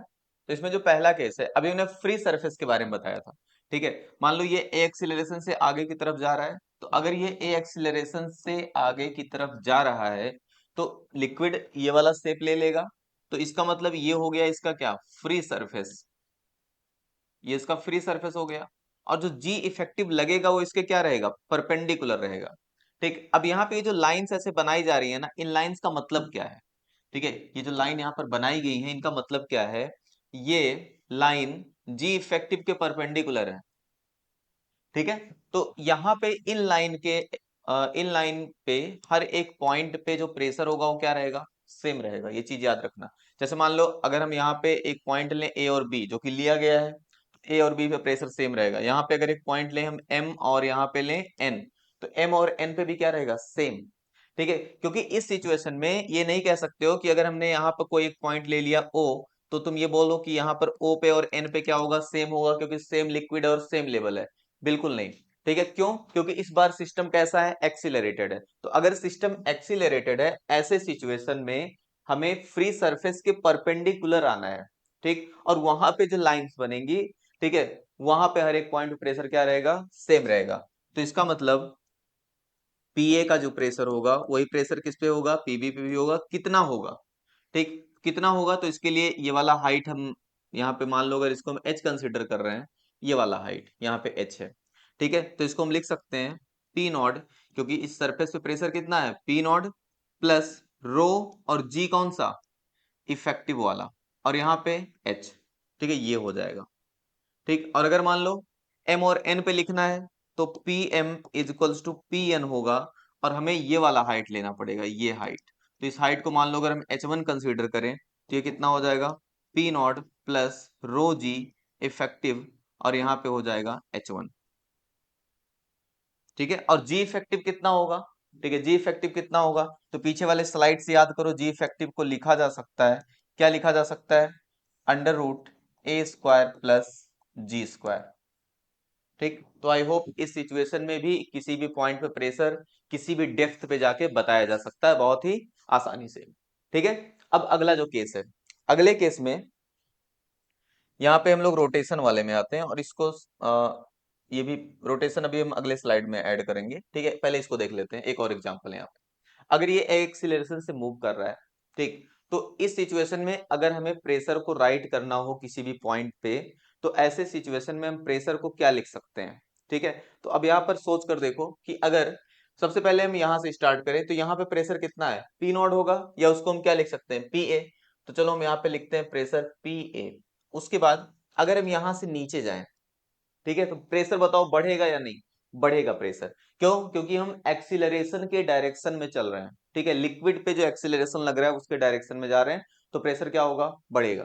तो यहाँ पे प्लस हो जाएगा रो जी एच। ठीक है, अब सोचो, अब हम इधर आ रहे हैं। ठीक है, तो क्या जो प्रेशर यहाँ पे होगा वही प्रेशर यहाँ पे होगा, नहीं, इस बार ऐसा नहीं होगा। अब सोचो ये कंटेनर मूव कर रहा है ए एक्सीलरेशन से इधर, तो लिक्विड पे सूडो वाला लगेगा इधर। ठीक है, और इस बार हम इधर से बी से सी पे आ रहे हैं। इसका मतलब हम सूडो एक्सीलरेशन के अपोजिट डायरेक्शन में चल के आ रहे हैं। तो क्या होगा, अगर सूडो एक्सीलरेशन के अपोजिट डायरेक्शन में आओगे तो प्रेशर जो है इस बार डिक्रीज करेगा। ठीक है, यहाँ पे सोच कर देखो, अगर ये ए से आगे की तरफ जा रहा होगा तो ज्यादा प्रेशर किस पे होगा, बी वाले पे होगा, और प्रेशर कम किस पे होगा, सी पे। तो हम बी से सी पे आ रहे हैं, तो इसका मतलब जो प्रेशर कम हो जाएगा वो कितना हो जाएगा, रो ए एल। ठीक है, रो ए एल कम हो जाएगा, एल मतलब यहाँ पे इसको हम कैपिटल एल लिख देते हैं। इसी कॉन्सेप्ट को हमने वहां पर भी बताया था, ठीक है, रो ए एल हो गया। अब अगर हमें यहाँ पे जाना हो, ऊपर जाना हो, तो बताओ अब प्रेशर क्या होगा, प्रेशर अगेन डिक्रीज करेगा, कितना हो जाएगा, minus rho ji h to. ठीक है, अब हम कहाँ पहुंच गए, डी पे पहुंच गए, तो इसका मतलब प्रेशर कितना हो जाएगा, पीडी हो जाएगा। ठीक, तो आई होप ये चीज समझ में आ गई होगी। ठीक है, अब इसमें एक इंटरेस्टिंग पॉइंट क्या है, इंटरेस्टिंग पॉइंट इस इक्वेशन में ये है, ठीक है, कि जो पी ए और पीडी है वो दोनों क्या है, एटमॉस्फेयर के कांटेक्ट में है, पी ए और पी डी। तो दोनों का जो प्रेशर होगा कितना रहेगा, पी नॉट। तो अगर दोनों के प्लेस पे हम पी नॉट रखेंगे तो कैंसिल नहीं हो जाएगा, कैंसिल हो जाएगा, क्या बचेगा, बचेगा rho ji h minus rho A L minus rho ji h two is equals to zero आ जाएगा। क्यों, क्योंकि पी ए और पी डी इक्वल था, हमने कैंसिल कर दिया। ठीक है, अब अगर इसको हम सिंप्लीफाई करते हैं, ठीक है, ये एच वन है, सॉरी यहाँ पे एच वन है, ठीक है, ये हाइट। ठीक है, अब यहाँ पर ये कितना हो जाएगा, रो जी अगर हम कॉमन लें तो ये आ जाएगा h one minus h two is equals to rho A L आ जाएगा। ठीक है, अब यहाँ से देखो रो से रो क्या हो जाएगा, कैंसिल हो जाएगा, और फाइनली एक रिलेशन हम यहाँ पे लिख सकते हैं, h one minus h two is equals to A L upon g. ठीक है, इस फार्मूले पर भी क्वेश्चंस पूछे जा सकते हैं। ठीक है, तो ये भी याद रखना है, h one minus h two upon A L upon g. ठीक, तो ये तो एक्सीलरेटेड सिस्टम हो गया कि एक्सीलरेटेड सिस्टम में हम लोग प्रेशर का कैलकुलेशन कैसे करेंगे या प्रेशर वेरिएशन को कैसे डिस्कस करेंगे। लेकिन अभी तक हमने रोटेशन वाले केस में नहीं लिया कि जब रोटेशन होगा तो उस केस में हम प्रेशर वेरिएशन को कैसे डिस्कस करेंगे। तो ऐसे सिचुएशन में देखते हैं अगला केस। ठीक है, ये वाला केस, ठीक है, इसी को तो अभी हमने समझा था। अब यहाँ पर एक छोटा सा कॉन्सेप्ट हमें अलग से पहले समझना होगा, तब इसमें अच्छे से क्लियरिटी आएगी। जैसे मान लो यहाँ पे मान लेते हैं कि एक कंटेनर है, ठीक है, यहाँ पे हम मान लेते हैं कि ये कोई एक कंटेनर है ऐसे, और इसमें कोई लिक्विड भरा हुआ है, और इनिशियली सोचो अगर कंटेनर रेस्ट पे हो, मतलब ना तो मोशन है ना तो रोटेशन है, ऐसे केस में वन और टू दोनों का जो प्रेशर रहेगा वो सेम रहेगा। ठीक है, सेम रहेगा प्रेशर। अब सोचो अगर इसको ओमेगा के स्पीड से रोटेट करा दिया जाए, तो जैसे इसको हम ओमेगा के स्पीड से रोटेट कराएंगे, तो यहाँ पे इस चीज को फील कर सकते हो कि टू वाले पॉइंट पे प्रेशर ज्यादा होगा और वन वाले पॉइंट पे प्रेशर कम होगा। ठीक है, अब कितना कम प्रेशर होगा कितना ज्यादा प्रेशर होगा उसी को हमें समझना है। मतलब अगर वन वाले पॉइंट पे प्रेशर हम P1 कंसीडर करें और टू वाले पॉइंट पे प्रेशर अगर हम P2 कंसीडर करें, तो इसका ये मतलब है कि P2 जो होगा वो P1 से ग्रेटर रहेगा। ठीक है, अब कितना ग्रेटर रहेगा इसको समझने के लिए यहाँ पे एक टर्म हमें समझना होगा जिसको हम लोग बोलते हैं, ठीक है, प्रेशर हेड। ठीक है, प्रेशर हेड कहते हैं। प्रेशर हेड एक टर्म आता है। ठीक है, प्रेशर हेड का मतलब होता है कि प्रेशर एनर्जी का फॉर्मूला होता है P इंटू वी, और हेड का मतलब होता है ना कि एनर्जी को हम लोग वॉल्यूम से डिवाइड कर देते हैं, तो फाइनली P बचेगा। ठीक है, अभी थोड़ा कंफ्यूजन हो रहा होगा कि अजीब सी चीज हमने क्या लिख दी। ठीक है, तो इसको अगले टर्म से और अच्छे से क्लियर होगा। मान लो अगर हमने काइनेटिक हेड लिखा होता, तो काइनेटिक हेड का मतलब होता है, ठीक है, कि काइनेटिक एनर्जी मतलब half M V square upon, और यहाँ पे kinetic energy per unit volume. अब यहाँ पर ध्यान देना ये वेलोसिटी है और ये वॉल्यूम है, तो इसका मतलब अगर हम एनर्जी को डिवाइड कर देते हैं किससे, वॉल्यूम से, तो वो हेड बन जाता है। जैसे मान लो यहाँ पर प्रेशर एनर्जी को हमने वॉल्यूम से डिवाइड किया तो प्रेशर हेड बन गया, काइनेटिक एनर्जी को अगर वॉल्यूम से डिवाइड करेंगे काइनेटिक हेड बन जाएगा। अगर हम पोटेंशियल एनर्जी को डिवाइड करेंगे किससे, वॉल्यूम से, तो वो क्या बन जाएगा, पोटेंशियल हेड बन जाएगा। ठीक है, तो अब बताओ यहाँ पे ये फार्मूला क्या आएगा, ये आएगा हाफ रो वी स्क्वायर। ठीक है, इतना आएगा। अब यहां पर इसको हम लिख सकते हैं ना, अगर रोटेशन के केस में इसको ले जाएं तो v इक्वल्स टू होता है आर ओमेगा। ठीक है, v इक्वल्स टू क्या होगा, आर ओमेगा। ठीक है, तो यहां पर ये क्या हो जाएगा, रो आर स्क्वायर ओमेगा स्क्वायर, तो ये आ जाता है काइनेटिक हेड। ठीक, अब यहां पर जो वेरिएशन आता है ना, इस वेरिएशन को हम इसके हेल्प से समझ सकते हैं। मतलब इसमें ये जो हमने P2 लिखा कि P2 जो है P1 से ग्रेटर है, तो कितना ग्रेटर है, अगर इस डिफरेंस को हम राइट करें तो ये होता है P2 minus P1 is equals to half rho, और यहाँ पे जो P2 हो कितने डिस्टेंस पे है, x2 डिस्टेंस पे है, तो यही हम यूज करेंगे कि हाफ रो और x2 स्क्वायर, और यहाँ पे क्या है ओमेगा स्क्वायर, ठीक है, और उसके बाद में minus half rho x1 square omega square. ठीक, अब यहाँ पे जो प्रेशर एनर्जी है ना, वही एक तरह से काइनेटिक में कन्वर्ट हो जाती है, ठीक है, मतलब उसी का ट्रांसफॉर्मेशन चलता है। तो यहाँ पे इस चीज को डायरेक्ट याद रखो कि P2 minus P1 equals to half rho, अगर हम कॉमन ले लें, ठीक है, कॉमन क्या हो जाएगा हाफ रो ओमेगा स्क्वायर, तो ये आ जाता है x2 minus x2 square minus x1 square. इस चीज को डायरेक्ट याद रखो, ठीक है। अभी ये चीज जब बर्नौलीज थ्योरम पढ़ोगे तब भी इस चीज के बारे में वहां पे बताया जाएगा डिटेल में, ठीक है।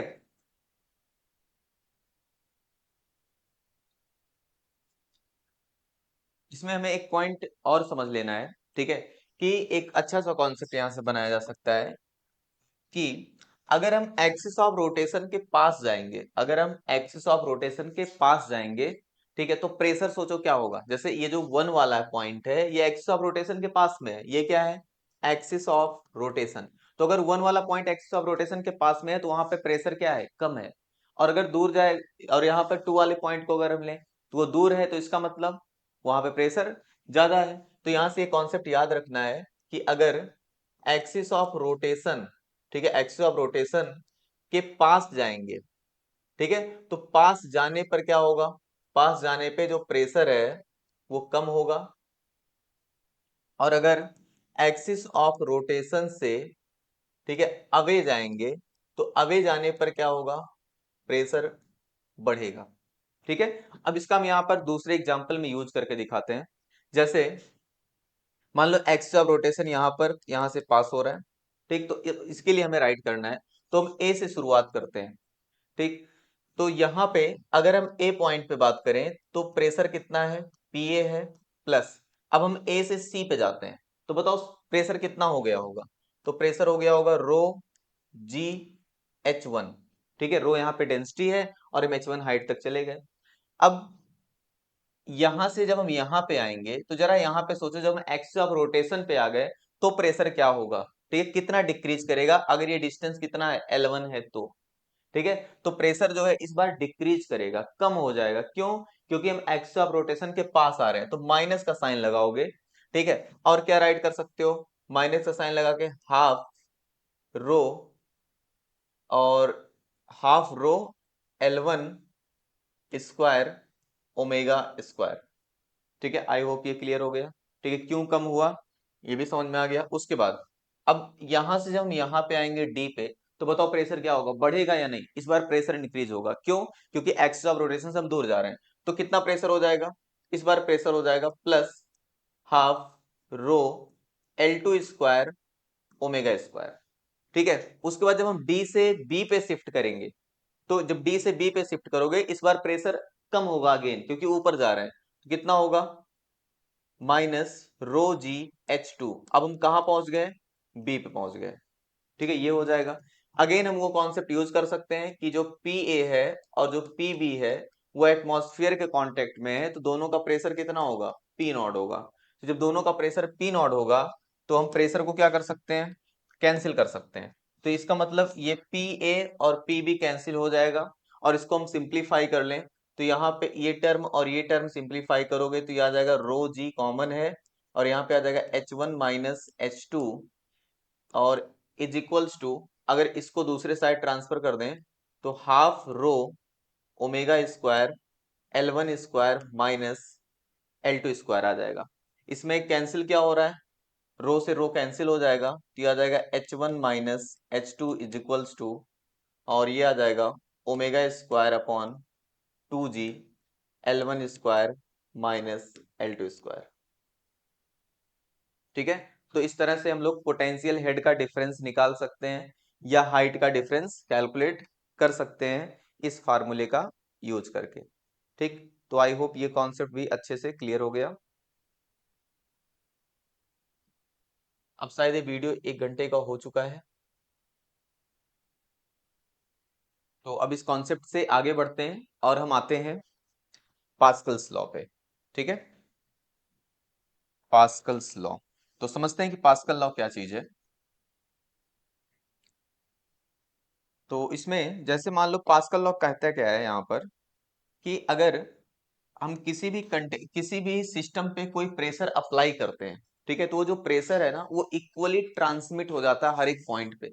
जैसे मान लो अगर हमने यहाँ पर एक कंटेनर लिया, ठीक, और इस कंटेनर में हमने कोई लिक्विड यहाँ पर फिल कर दिया, और इस सिचुएशन में यहाँ पे ये इसका फ्री सरफेस है, तो फ्री सरफेस का जो प्रेशर होगा वो कितना रहेगा, पी नॉट रहेगा, या पी नॉट का मतलब 1 atm रहेगा, ठीक है, जिसको हम 10 पावर 5 पास्कल भी लिख सकते हैं।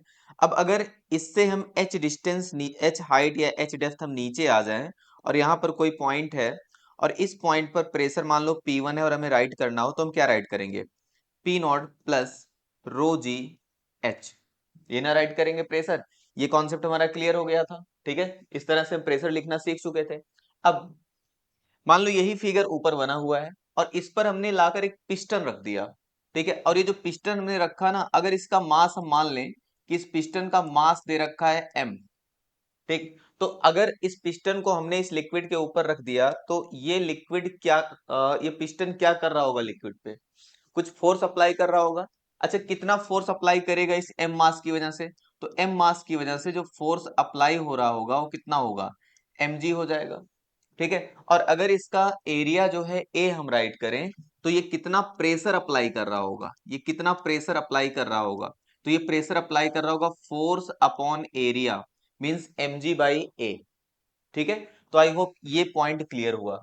अब अगर इस सिचुएशन में जब इस लिक्विड पे पिस्टन रखा हुआ है, मतलब इसी सिस्टम पे हमने पिस्टन ला के रख दिया, अब अगर हम पॉइंट 1 पे प्रेशर का कैलकुलेशन करें, ठीक है, तो बताओ पॉइंट 1 पे प्रेशर कितना आएगा, ठीक है, सोच के देखो। तो इस बार जो प्रेशर होगा वो यहाँ पे कितना है, यहाँ पे प्रेशर है पी नॉट प्लस, और पिस्टन की वजह से कितना है mg बाई ए प्लस, और रो जी एच, ठीक है। अब यहाँ पर इस एक्सप्रेशन में और इस एक्सप्रेशन में डिफरेंस देखो, ठीक है, इसका मतलब जो mg अपॉन ए का जो एक्स्ट्रा प्रेशर था, ठीक है, या जो एक्सटर्नल प्रेशर हमने लिया था, ठीक है, एक्सटर्नल प्रेशर कितना था, एक्सटर्नल प्रेशर था mg अपॉन ए, ठीक है, ये एक्सटर्नल प्रेशर इस पूरे लिक्विड में हर एक पॉइंट पे क्या हो जाएगा, डिस्ट्रीब्यूट हो जाएगा इक्वली, ठीक है, यही पास्कल का लॉ है, ठीक है। आई होप ये क्लियर हुआ कि पास्कल लॉ क्या चीज है। पास्कल लॉ का मतलब कि जो भी एक्सटर्नल प्रेशर हम अप्लाई करेंगे, वो एक्सटर्नल प्रेशर क्या होगा, इक्वली ट्रांसमिट हो जाएगा, ठीक है, transmitted equally transmitted everywhere, everywhere inside the fluid, ठीक है, फ्लूइड में हर एक जगह पे ये प्रेशर पहुंच जाएगा, यही क्या है, पास्कल लॉ है, ठीक है। अब जैसे इसका एक एग्जांपल है जिसको हम लोग हाइड्रोलिक लिफ्ट भी कहते हैं, तो इसको समझते हैं काम कैसे करता है। जैसे मान लो यहाँ पे एक पिस्टन दे रखा है, और इस पिस्टन पे फोर्स कितना लगाया जा रहा है, F1, और इसका क्रॉस सेक्शन एरिया है A1, और वहीं पे दूसरे साइड पे, ठीक है, यहाँ पे इसका क्रॉस सेक्शन एरिया है A2। अब सोचो जब यहाँ पर F1 फोर्स लग रहा है, ये पिस्टन अप्लाई कर रहा है, या हम पिस्टन पे लगा रहे हैं, तो इस सिचुएशन में यहाँ पे कितना प्रेशर लग रहा है, मतलब P1 का वैल्यू कितना होगा, तो P1 का वैल्यू हो जाएगा F1 अपॉन A1, ठीक है, ये आ गया P1 का वैल्यू। अब अकॉर्डिंग टू पास्कल लॉ, ठीक है, यही जो P1 प्रेशर है, ये इस लिक्विड के अंदर हर एक पॉइंट पे क्या हो जाएगा, ऐड होता चला जाएगा, ठीक है। तो यहां पर भी इस पॉइंट पे या इस पिस्टन पे भी प्रेशर कितना लगेगा, इस पिस्टन पे भी प्रेशर P1 ही लग रहा होगा, ठीक है, मतलब जो P2 का वैल्यू होगा ना वो भी कितना होगा, P1, और P1 है कितना, F1 अपॉन A1 है, ठीक। तो जब यहां पर भी प्रेशर लग रहा है P2, या जिसका वैल्यू P1 के इक्वल है, ठीक है, तो अगर हम फोर्स निकालें कि इस पिस्टन पे फोर्स कितना मिल रहा है, हमें आउटपुट कितना मिल रहा है, तो फोर्स का फार्मूला क्या होगा, फोर्स का फार्मूला यहां पर होगा प्रेशर, ठीक है, प्रेशर इनटू एरिया, ये ना फार्मूला है, ठीक। तो प्रेशर कितना मिल रहा है, प्रेशर जितना वहां पे लगाया गया है वही प्रेशर हर एक पॉइंट पे क्या होगा, इक्वली ट्रांसमिट हो जाएगा। तो इसका मतलब यहां पर भी प्रेशर हमें कितना मिलेगा, F1/A1। ठीक है। और एरिया कितना है इस पिस्टन का, तो ये एरिया है A2। तो इसका मतलब F2 आ गया इतना। तो ये F2 आ जाएगा A2/A1 इंटू F1। अब ये जो एक्सप्रेशन आया ना, ये बहुत ही इंपॉर्टेंट एक रिजल्ट दे रहा है। ठीक है। इसका हम लोग यूज कहाँ पे कर सकते हैं, अगर मान लो इसमें हम, ठीक है, A2/A1 को मैनेज कर लें, मतलब A2 को हम क्या कर दें, बड़ा कर दें, और A1 को क्या कर दें, A1 को और छोटा कर दें। तो ऐसा करने से हम क्या कर सकते हैं, ठीक है, ऐसा करके हमें जो F2 मिलेगा ये बहुत ज्यादा मिलेगा, मतलब F2 एक लार्ज वैल्यू हमें मिलेगा, और F2 हमारा है क्या, ये आउटपुट है। ठीक है। और वहीं पे F1 क्या चीज है, F1 इनपुट है। ठीक। तो इसका ये मतलब है कि हाइड्रोलिक लिफ्ट का मतलब ये होता है कि हम कम इनपुट लगाएंगे, मतलब कम फोर्स अप्लाई करेंगे। ठीक है। और हमें ज्यादा से ज्यादा आउटपुट मिलेगा, और उसका रीजन क्या है, उसका रीजन है ये रेशियो। कौन सा रेशियो, A2/A1 का रेशियो। ठीक है। तो आई होप पास्कल लॉ समझ में आ गया, और ये भी क्लियर हो गया कि इसका हम लोग हाइड्रोलिक लिफ्ट में किस तरह से यूज कर सकते हैं। ठीक है। अब इसके हम अगले टॉपिक पे आते हैं। अब इसका जो अगला टॉपिक है, अगला टॉपिक क्या है, बैरोमीटर। ठीक है। अब यहाँ पे बैरोमीटर समझते हैं कि बैरोमीटर क्या चीज है। तो बैरोमीटर का जो यूज होता है, ठीक, ये इसका यूज होता है एटमॉस्फेरिक प्रेशर मेजर करने में। ठीक, किस तरह से इसका यूज है इसको समझते हैं। जैसे यहाँ पर एक फिगर दिया हुआ है, तो इस फिगर को देखकर, हम्म, देखो यहाँ पे ये जो फिगर है, ठीक है, इसमें हमें समझना ये है, एक पॉइंट यहाँ पर ए है, तो सोचो ए पर कितना प्रेशर लग रहा होगा। अभी ए पे जो प्रेशर लग रहा होगा वो P0 ही तो लग रहा होगा, एटमॉस्फेयर के कांटेक्ट में है। ठीक। और यहाँ पर भी जो प्रेशर होगा, यहाँ पर भी कितना होगा प्रेशर, P0 ही होगा। अच्छा, यहाँ पे प्रेशर कितना होगा, यहाँ पर प्रेशर भी तो P0 होगा, क्योंकि लेवल क्या है, सेम है। ठीक। और यहाँ पे मान लो हमने एक ट्यूब रखा है। ठीक है। तो अगर ये ट्यूब हमने यहाँ पे रखा है, होता ये है कि एक ट्यूब अलग से लिया जाता है और इस ट्यूब को इन्वर्ट करके यहाँ पे रख दिया जाता है। ठीक है। तो जब ऐसा हम रखते हैं, तो जैसे मान लो इस ट्यूब, यहाँ पे ऐसे ट्यूब रखा हुआ है। ठीक। और इसमें भी मान लो Hg रखा जाता है स्पेशली। ठीक है। इस ट्यूब में हमने मरकरी रख लिया। ठीक। और यहाँ पे ऐसे थंब लगाकर, ठीक है, इसको होल्ड करके इसको मरकरी के अंदर ले जाके ऐसे रख देते हैं। ठीक है। जब मरकरी के अंदर ले जाके यहाँ पे हम रखेंगे, तो यहाँ पे क्या होगा, उसके बाद हम थंब को हटाएंगे। तो इस सिचुएशन में, ठीक है, इस सिचुएशन में ये थोड़ा सा नीचे शिफ्ट हो जाता है। अच्छा, ये जहां पे शिफ्ट होगा, बताओ यहाँ पे क्या एयर रहेगा, नहीं, यहाँ पे एयर नहीं रहेगा, यहाँ पे वैक्यूम क्रिएट हो जाएगा। बात समझ में आ रही है। ठीक है। तो ये इस तरह से सिचुएशन बनता है। तो इसका ये मतलब हुआ कि यहाँ पर प्रेशर P0, यहाँ पर भी प्रेशर P0, यहाँ पर भी प्रेशर P0। और ये मरकरी में यहाँ पे वैक्यूम है, तो जब यहाँ पे वैक्यूम है तो यहाँ का प्रेशर क्या होगा, तो यहाँ का जो प्रेशर है, ठीक है, जब वैक्यूम है, जब एटमॉस्फेयर है ही नहीं, तो प्रेशर कितना रहेगा, जीरो। ठीक। और यहाँ पे प्रेशर कितना है, P0, और P0 का वैल्यू कितना होता है, तो P0 का वैल्यू हमने बताया कि 10⁵ होता है। ठीक है। तो अगर इसका वैल्यू हम लेते हैं 10⁵, ये हमने एग्जैक्ट वैल्यू बताया था 1.013 इंटू 10⁵। तो यहाँ पे ये पॉइंट बी, और इसको भी हम मान लेते हैं, चलो इसको मान लेते हैं पॉइंट एन। तो एन का जो प्रेशर है वो कम है। ठीक है। तो यहाँ पर ये भी रीजन समझ सकते हो कि इसलिए भी ये जो मरकरी है ये ऊपर की तरफ उठा हुआ है। बात समझ में आई। अगर बी का प्रेशर कम होता तो ये नीचे नहीं आ जाता। तो अगर हमें इसी प्रेशर को कैलकुलेट, या इस हाइट को अगर हमें कैलकुलेट करना हो, ठीक है, तो हम यहाँ पे क्या लिख सकते हैं, यहाँ का प्रेशर जीरो है। ठीक। तो अगर हम बी पॉइंट का प्रेशर राइट करें, तो हम क्या लिखेंगे, हम यहाँ पे राइट करेंगे पीबी इक्वल्स टू जीरो, क्योंकि वैक्यूम का जीरो है, और कितना नीचे आ रहे हैं, हम नीचे आ रहे हैं ρgh। ठीक है। और पीबी का वैल्यू कितना, पीबी का value P0 equals to ρgh। तो इसका ये मतलब है कि यहां से हम h का कैलकुलेशन कर सकते हैं, h equals to P0/ρg। P0 का वैल्यू कितना, 1.013 इंटू 10⁵, और रो का वैल्यू कितना, ठीक है, रो का मतलब डेंसिटी ऑफ मरकरी, तो हमने स्टार्टिंग में बता दिया था कि ये कितना होता है 13.6 इंटू 10 पावर 3। और यहाँ पे जी का वैल्यू भी कितना 10। तो इसको जब सिंप्लीफाई करते हैं तो ये सिंप्लीफाई करने पे 0.76 मीटर आ जाता है, या इसको हम लिख सकते हैं 760 ऑफ एच जी। बात समझ में आई? इसका मतलब यहाँ पे ये एटमॉस्फेरिक प्रेशर का क्या आ गया, वैल्यू आ गया। ठीक है, अब ये जो पी नॉट है, ठीक है, पी नॉट क्या चीज है, पी नॉट का मतलब एटमॉस्फेरिक प्रेशर, और ये किसके इक्वल है 760 ऑफ एच जी। ठीक है, अगर ये प्रेशर और ज्यादा हो जाए तो सोचो, अगर ये प्रेशर और ज्यादा होगा तो ये और ऊपर जाएगा। इसका मतलब इस ट्यूब में जो मरकरी का हाइट है वो एटमॉस्फेरिक प्रेशर को बता रहा है। ठीक है, तो जितना ज्यादा प्रेशर होगा उतना ज्यादा ये हाइट कवर करेगा। आई होप ये चीज क्लियर हो गई। ठीक है, या इसी को हमने क्या बताया था 0.76 मीटर ऑफ एच जी, या इसी को हम क्या बोलते हैं 1 ATM कहते हैं, या इसी को अप्रोक्स में 10 पावर 5 पास्कल कहते हैं, या इसी को अप्रोक्स में 10 power 5 Newton per metre square भी कहा जाता है। इसी का एग्जैक्ट वैल्यू 1.013 इंटू 10 पावर 5, ठीक है, न्यूटन पर मीटर स्क्वायर या पास्कल भी राइट कर सकते हो। तो ये सब किसका वैल्यू है, ये सब एटमॉस्फेरिक प्रेशर का वैल्यू है। अच्छा, इसमें एक कंफ्यूजन ये हो सकता है कि हम मरकरी का यूज क्यों कर रहे हैं, वाटर का यूज क्यों नहीं कर रहे हैं।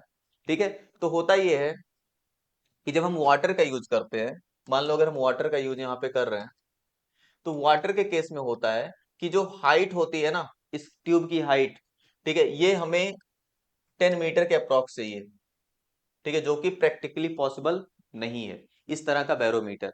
तो एक तरह से बैरोमीटर एक ऐसा सेटअप है, ठीक है, जिसके हेल्प से हम क्या कैलकुलेट कर सकते हैं, एक सेटअप है, ठीक, जिससे हम लोग मेजर करते हैं, किसका मेजरमेंट करते हैं, ठीक है, मेजरमेंट करते हैं एटमॉस्फेरिक प्रेशर का। ठीक है, एटमॉस्फेरिक प्रेशर का हम मेजरमेंट करते हैं यहाँ से। तो आई होप ये भी क्लियर हो गया कि बैरोमीटर क्या चीज है। इसके बाद अब अगले टॉपिक पे आते हैं।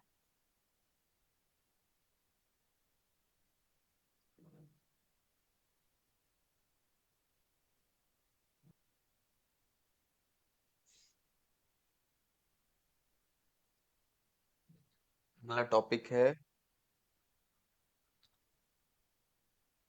Force on side walls due to liquid or fluid. ठीक है, इसको समझते हैं, ये बहुत ही कॉन्सेप्चुअल सा टॉपिक है, इस पे समझो। जैसे मान लो अगर एक कंटेनर में पानी भरा हुआ है, ठीक है, जैसे कि यहाँ पर एक कंटेनर दिख रहा है, तो इसमें जो पानी भरा हुआ है वो कंटेनर पे क्या कर रहा होगा, फोर्स अप्लाई कर रहा होगा।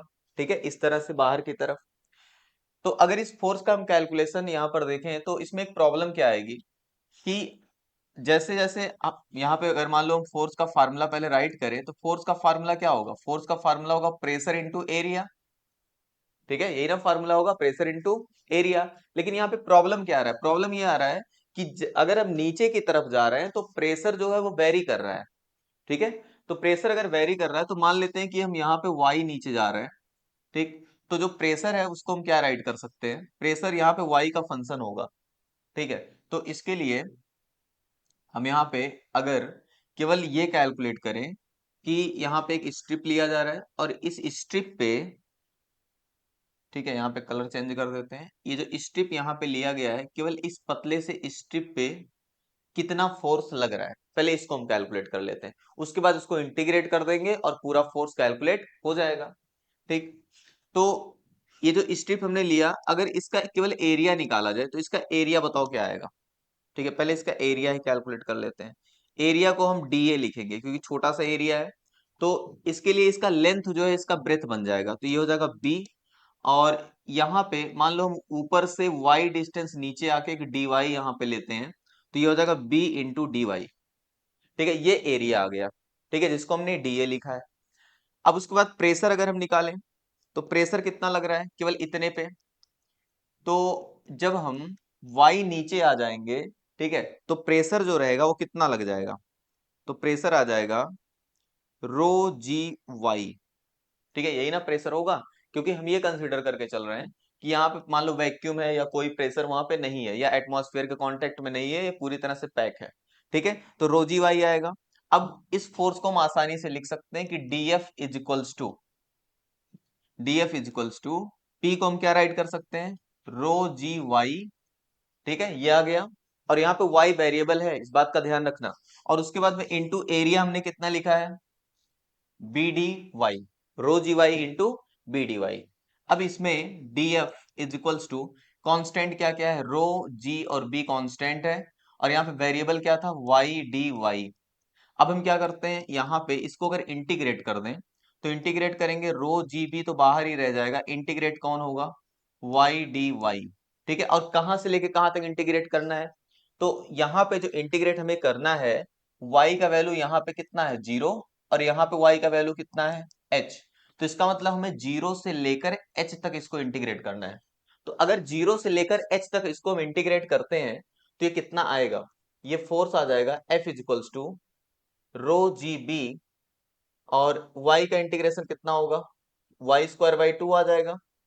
ठीक है, तो ये जब वाई स्क्वायर बाई टू आ जाएगा, तो यहाँ पे 0 से लेके h तक करोगे, तो finally rho ji B into H square by two. तो इसका मतलब फोर्स कितना आ गया, फोर्स आ जाएगा, इसको लिखा जा सकता है रो जी h upon two into B h, into B h. ठीक है, केवल हम ये राइट कर सकते हैं इंटू बी एच, ये फोर्स आ जाएगा। अब इस तरह से हमने क्यों लिख दिया फोर्स को, उसके पीछे लॉजिक ये है कि इस फोर्स को कैलकुलेट करने का एक दूसरा तरीका भी होता है। वो तरीका क्या है कि देखो, जब y इक्वल्स टू जीरो था, तो उस टाइम पे प्रेशर कितना था, उस टाइम पे प्रेशर था 0। ठीक है, और जब y इक्वल्स टू h होगा, तो ऐसे सिचुएशन में प्रेशर कितना हो जाएगा, रो जी एच। मतलब ये जो 0 प्रेशर है वो यहाँ पे लिया जा रहा है, और h हाइट तक अगर हम नीचे आ जाएंगे, क्योंकि ये जो हाइट है, ये पूरी हाइट कितनी ली जा रही है, ये h ली जा रही है।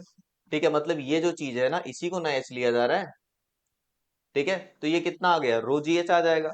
तो अगर हम एवरेज प्रेशर निकाले यहां से, तो बताओ पी एवरेज कितना आएगा। तो एवरेज का मतलब होता है दोनों को ऐड करके 2 से डिवाइड कर दो, तो ये आ जाएगा रो जी एच अपॉन 2। ठीक है, अब अगर हम फोर्स यहाँ पे निकाले, तो जब प्रेशर वेरिएबल है, तो इसका मतलब average pressure into area of the wall. ठीक, तो यहाँ पे बताओ एवरेज प्रेशर कितना है, एवरेज प्रेशर कितना है, यही ना एवरेज प्रेशर है। और ये क्या चीज है, B H, area of the wall, क्योंकि इसका जो लेंथ है वो कितना है, बी है, और इसकी जो हाइट है वो कितनी है, एच है।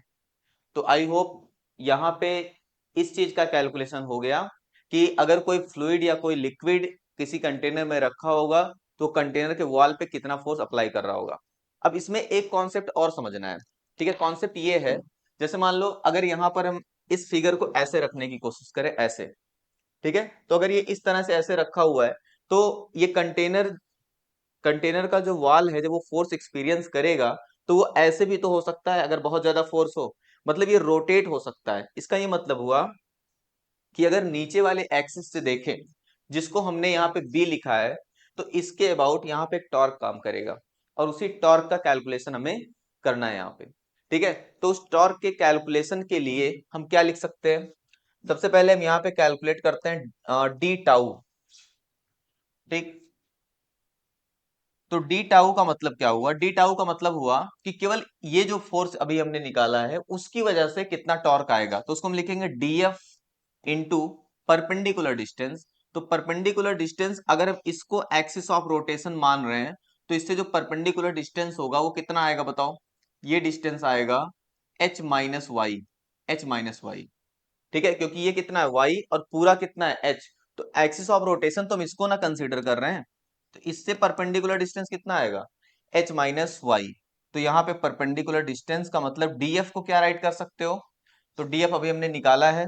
ठीक है, कितना आया है डीएफ, वो आया रो जी, सॉरी यहाँ पे अभी हमने यहाँ पे राइट किया था ना, rho g y into, rho g y into B D Y. ये हमने केवल डीएफ को राइट कर दिया, और परपेंडिकुलर डिस्टेंस को क्या राइट करेंगे, इनटू एच माइनस वाई। ठीक है, ये वाई है, और ये भी वाई है। ठीक है, अब ये डी टाउ हमने कैलकुलेट किया है। अब जब टाउ कैलकुलेट करोगे, तो इसी को क्या कर देना है, इंटीग्रेट कर देना है। कहां से लेके कहां तक इंटीग्रेट करना है, 0 से लेके एच तक इंटीग्रेट कर दो। ठीक है, तो जैसे 0 से लेके h तक इंटीग्रेट करोगे तो यहाँ पर क्या आएगा, रो जी और b आ जाएगा, और उसके बाद यहाँ पे ये हो जाएगा rho ji B y H minus y and D Y. ठीक, और अब इस तरह से इसको हमें क्या करना पड़ेगा, इंटीग्रेट करना पड़ेगा। ठीक है, अब जब इसको इंटीग्रेट करोगे तब यहां से क्या कैलकुलेट हो जाएगा, टॉर्क का कैलकुलेशन हो सकता है। अच्छा, इंटीग्रेट किया जा सकता है बहुत आसानी से, इसको हम कर देते हैं। यहाँ पे कांस्टेंट बताओ क्या क्या है, तो यहाँ पे कांस्टेंट है रो जी बी, ये कांस्टेंट हो जाएगा, और यहाँ पे ये आ जाएगा H Y minus Y square. कहां से लेके कहां तक करना है, 0 से लेके h तक करना है। ठीक है, अब ये इसको सिंप्लीफाई करो तो ये आ जाएगा रो जी बी, और ये फाइनली कितना आ जाएगा, जब y का हम करेंगे तो ये हो जाएगा h Y square by two, और जब y स्क्वायर का करेंगे इंटीग्रेशन तो कितना आएगा, y क्यूब बाई थ्री। और कहां से लेके कहां तक, 0 से लेके h तक। तो जब 0 रखोगे पूरा 0 हो जाएगा, और अगर सिंप्लीफाई अगर h रखते हो तो कितना आएगा, रो जी बी, और यहां पे आ जाएगा h अगर रख दें y के प्लेस पे तो ये आ जाएगा h cube by two minus H cube by three. ठीक है, अब इसको सिंप्लीफाई कर लो, यही क्या आ जाएगा, टॉर्क आ जाएगा। ठीक, तो आई होप ये कैलकुलेशन क्लियर हो गया कि किस तरह से हम फोर्स का कैलकुलेशन करेंगे और किस तरह से हम टॉर्क का कैलकुलेशन करेंगे। ठीक है, अब इसके हम अगले टॉपिक पर आते हैं।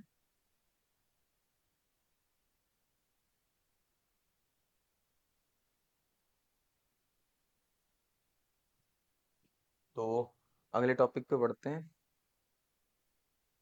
इसको सेव करते हुए। अगला टॉपिक है आर्किमिडीज प्रिंसिपल।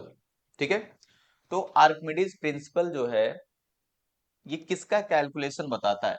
ठीक है, यहाँ पे जैसे मान लो अगर हम किसी भी ऑब्जेक्ट को किसी फ्लूइड में डाल रहे होते हैं, ठीक है, तो इस केस में, या इसको ऐसे समझो कि मान लो यहाँ पर कोई कंटेनर हमने लिया, और इस कंटेनर में मान लेते हैं यहाँ तक पूरी तरह से एक लिक्विड भरा हुआ है, अप टू द ब्रिम, मतलब यहाँ पूरी तरह से एक लिक्विड भरा हुआ है।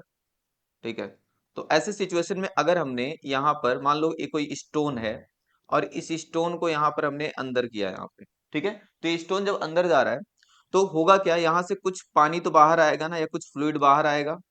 ठीक, तो हम क्या करें, ये जो फ्लूइड बाहर आ रहा है इस फ्लूइड का हम क्या कैलकुलेट कर लें, वेट कैलकुलेट कर लें, wait of displaced liquid, wait of displaced liquid या वेट ऑफ डिस्प्लेस्ड फ्लूइड।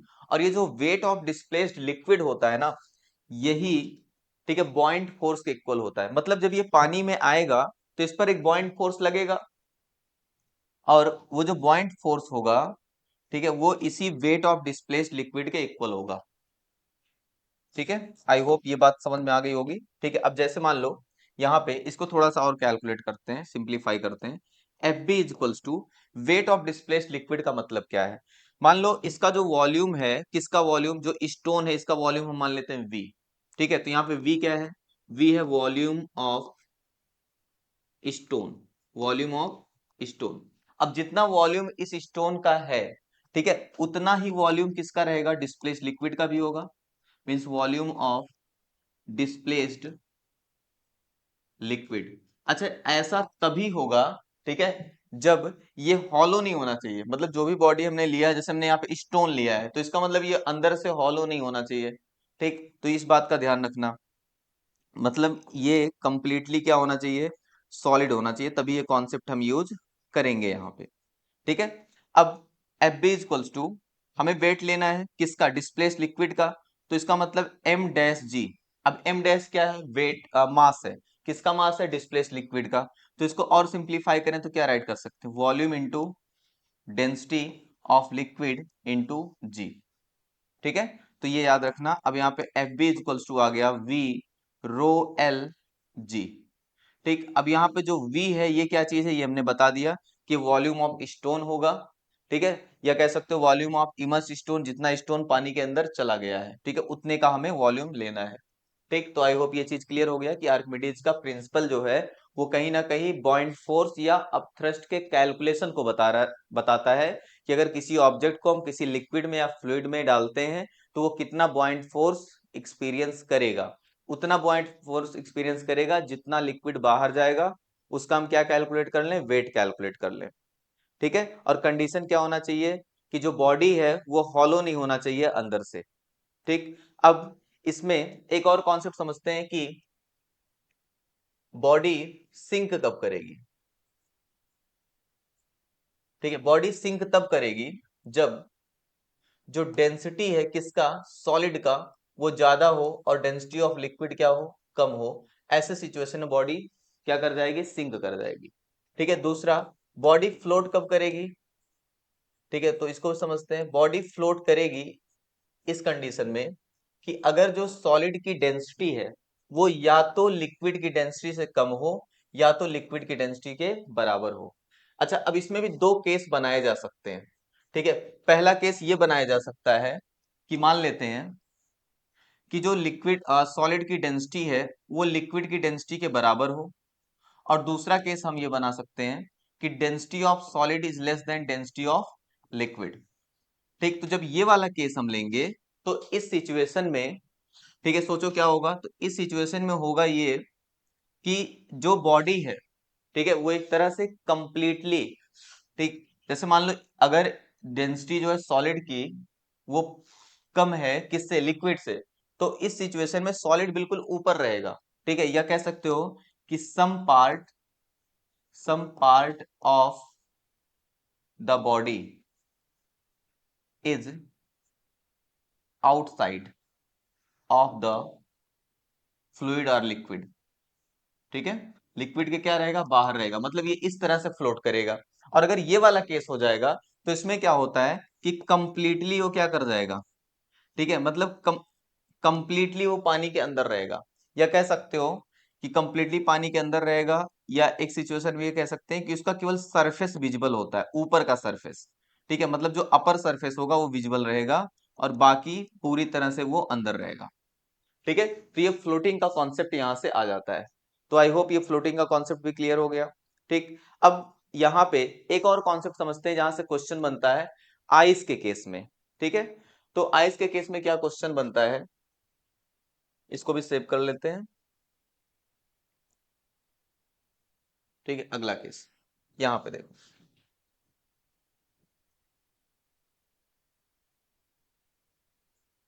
मान लो यहाँ पर कोई बॉडी है और हमने कंडीशन ये ले रखा है कि इसका कुछ पार्ट जो है वो बाहर है और कुछ पार्ट जो है वो सिंक कर गया है। तो हम ये मान लेते हैं कि जितना पार्ट इसका सिंक कर गया है, ठीक है, इसका जो वॉल्यूम है ये कितना है, V1 है। और जितना पार्ट इसका बाहर है इसको हम क्या मान लेते हैं कि इसका वॉल्यूम क्या है, इसका वॉल्यूम V है। ठीक, तो अब अगर यहाँ पर हम अपथ्रस्ट का कैलकुलेशन करते हैं, अपथ्रस्ट का मतलब FB का कैलकुलेशन अगर हम करेंगे, तो FB जो है किसको बैलेंस किया होगा, mg को बैलेंस किया होगा। ठीक, और FB का कैलकुलेशन आर्किमिडीज प्रिंसिपल के अकॉर्डिंग अगर हम देखें तो आर्किमिडीज के अकॉर्डिंग ये किसके इक्वल था, ये था weight of displaced liquid is equals to mg।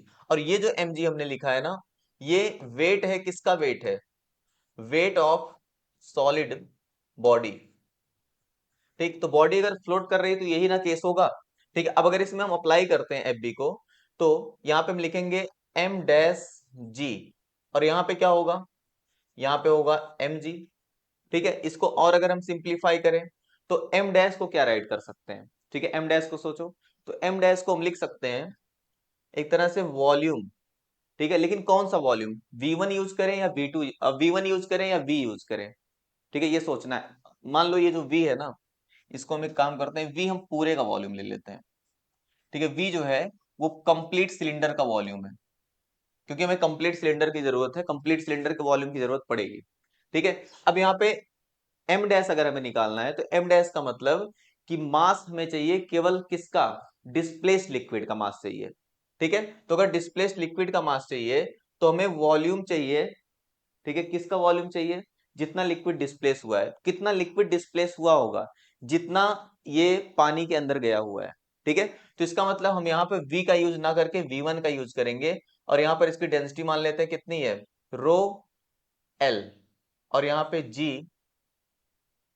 Is equals to, ये कितना आ जाएगा, अब इस m को अगर हम राइट करते हैं तो ये राइट करेंगे v रो s और यहाँ पे g आ जाएगा। ठीक है, अब g से g क्या हो जाएगा, कैंसिल हो जाएगा और फाइनली यहाँ पे आ जाएगा v1 upon v is equals to rho l upon rho s। ये याद रखना है। ठीक है, या इसको हम ये भी लिख सकते हैं, यहाँ पे लिखा जा सकता है v upon v1 is equals to rho s upon rho l। अब इसका हम लोग यूज कहाँ पे करेंगे, जैसे मान लो आइस के केस में होता क्या है कि अगर हम आइस के लिए अप्लाई करें फॉर आइस, ठीक है, तो आइस के लिए v upon V one is equals to यहाँ पे जो रो एस है इसका मतलब डेंसिटी किसका, सॉलिड की। तो सॉलिड के यहाँ पे हम क्या लेंगे, row of ice upon row of water.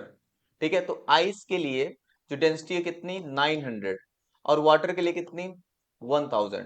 तो इसका मतलब v upon V one is equals to ये कितना आ जाएगा 0.9 आ जाएगा।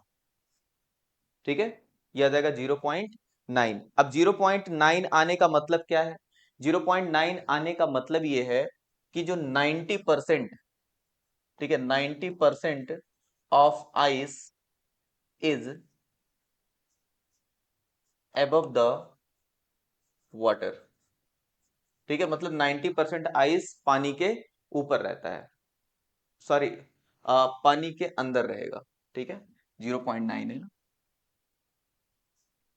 यहाँ पे is inside, inside the water. ठीक है, तो इस कॉन्सेप्ट को अच्छे से समझना है। आई होप ये आइस वाला प्रॉब्लम क्लियर हुआ।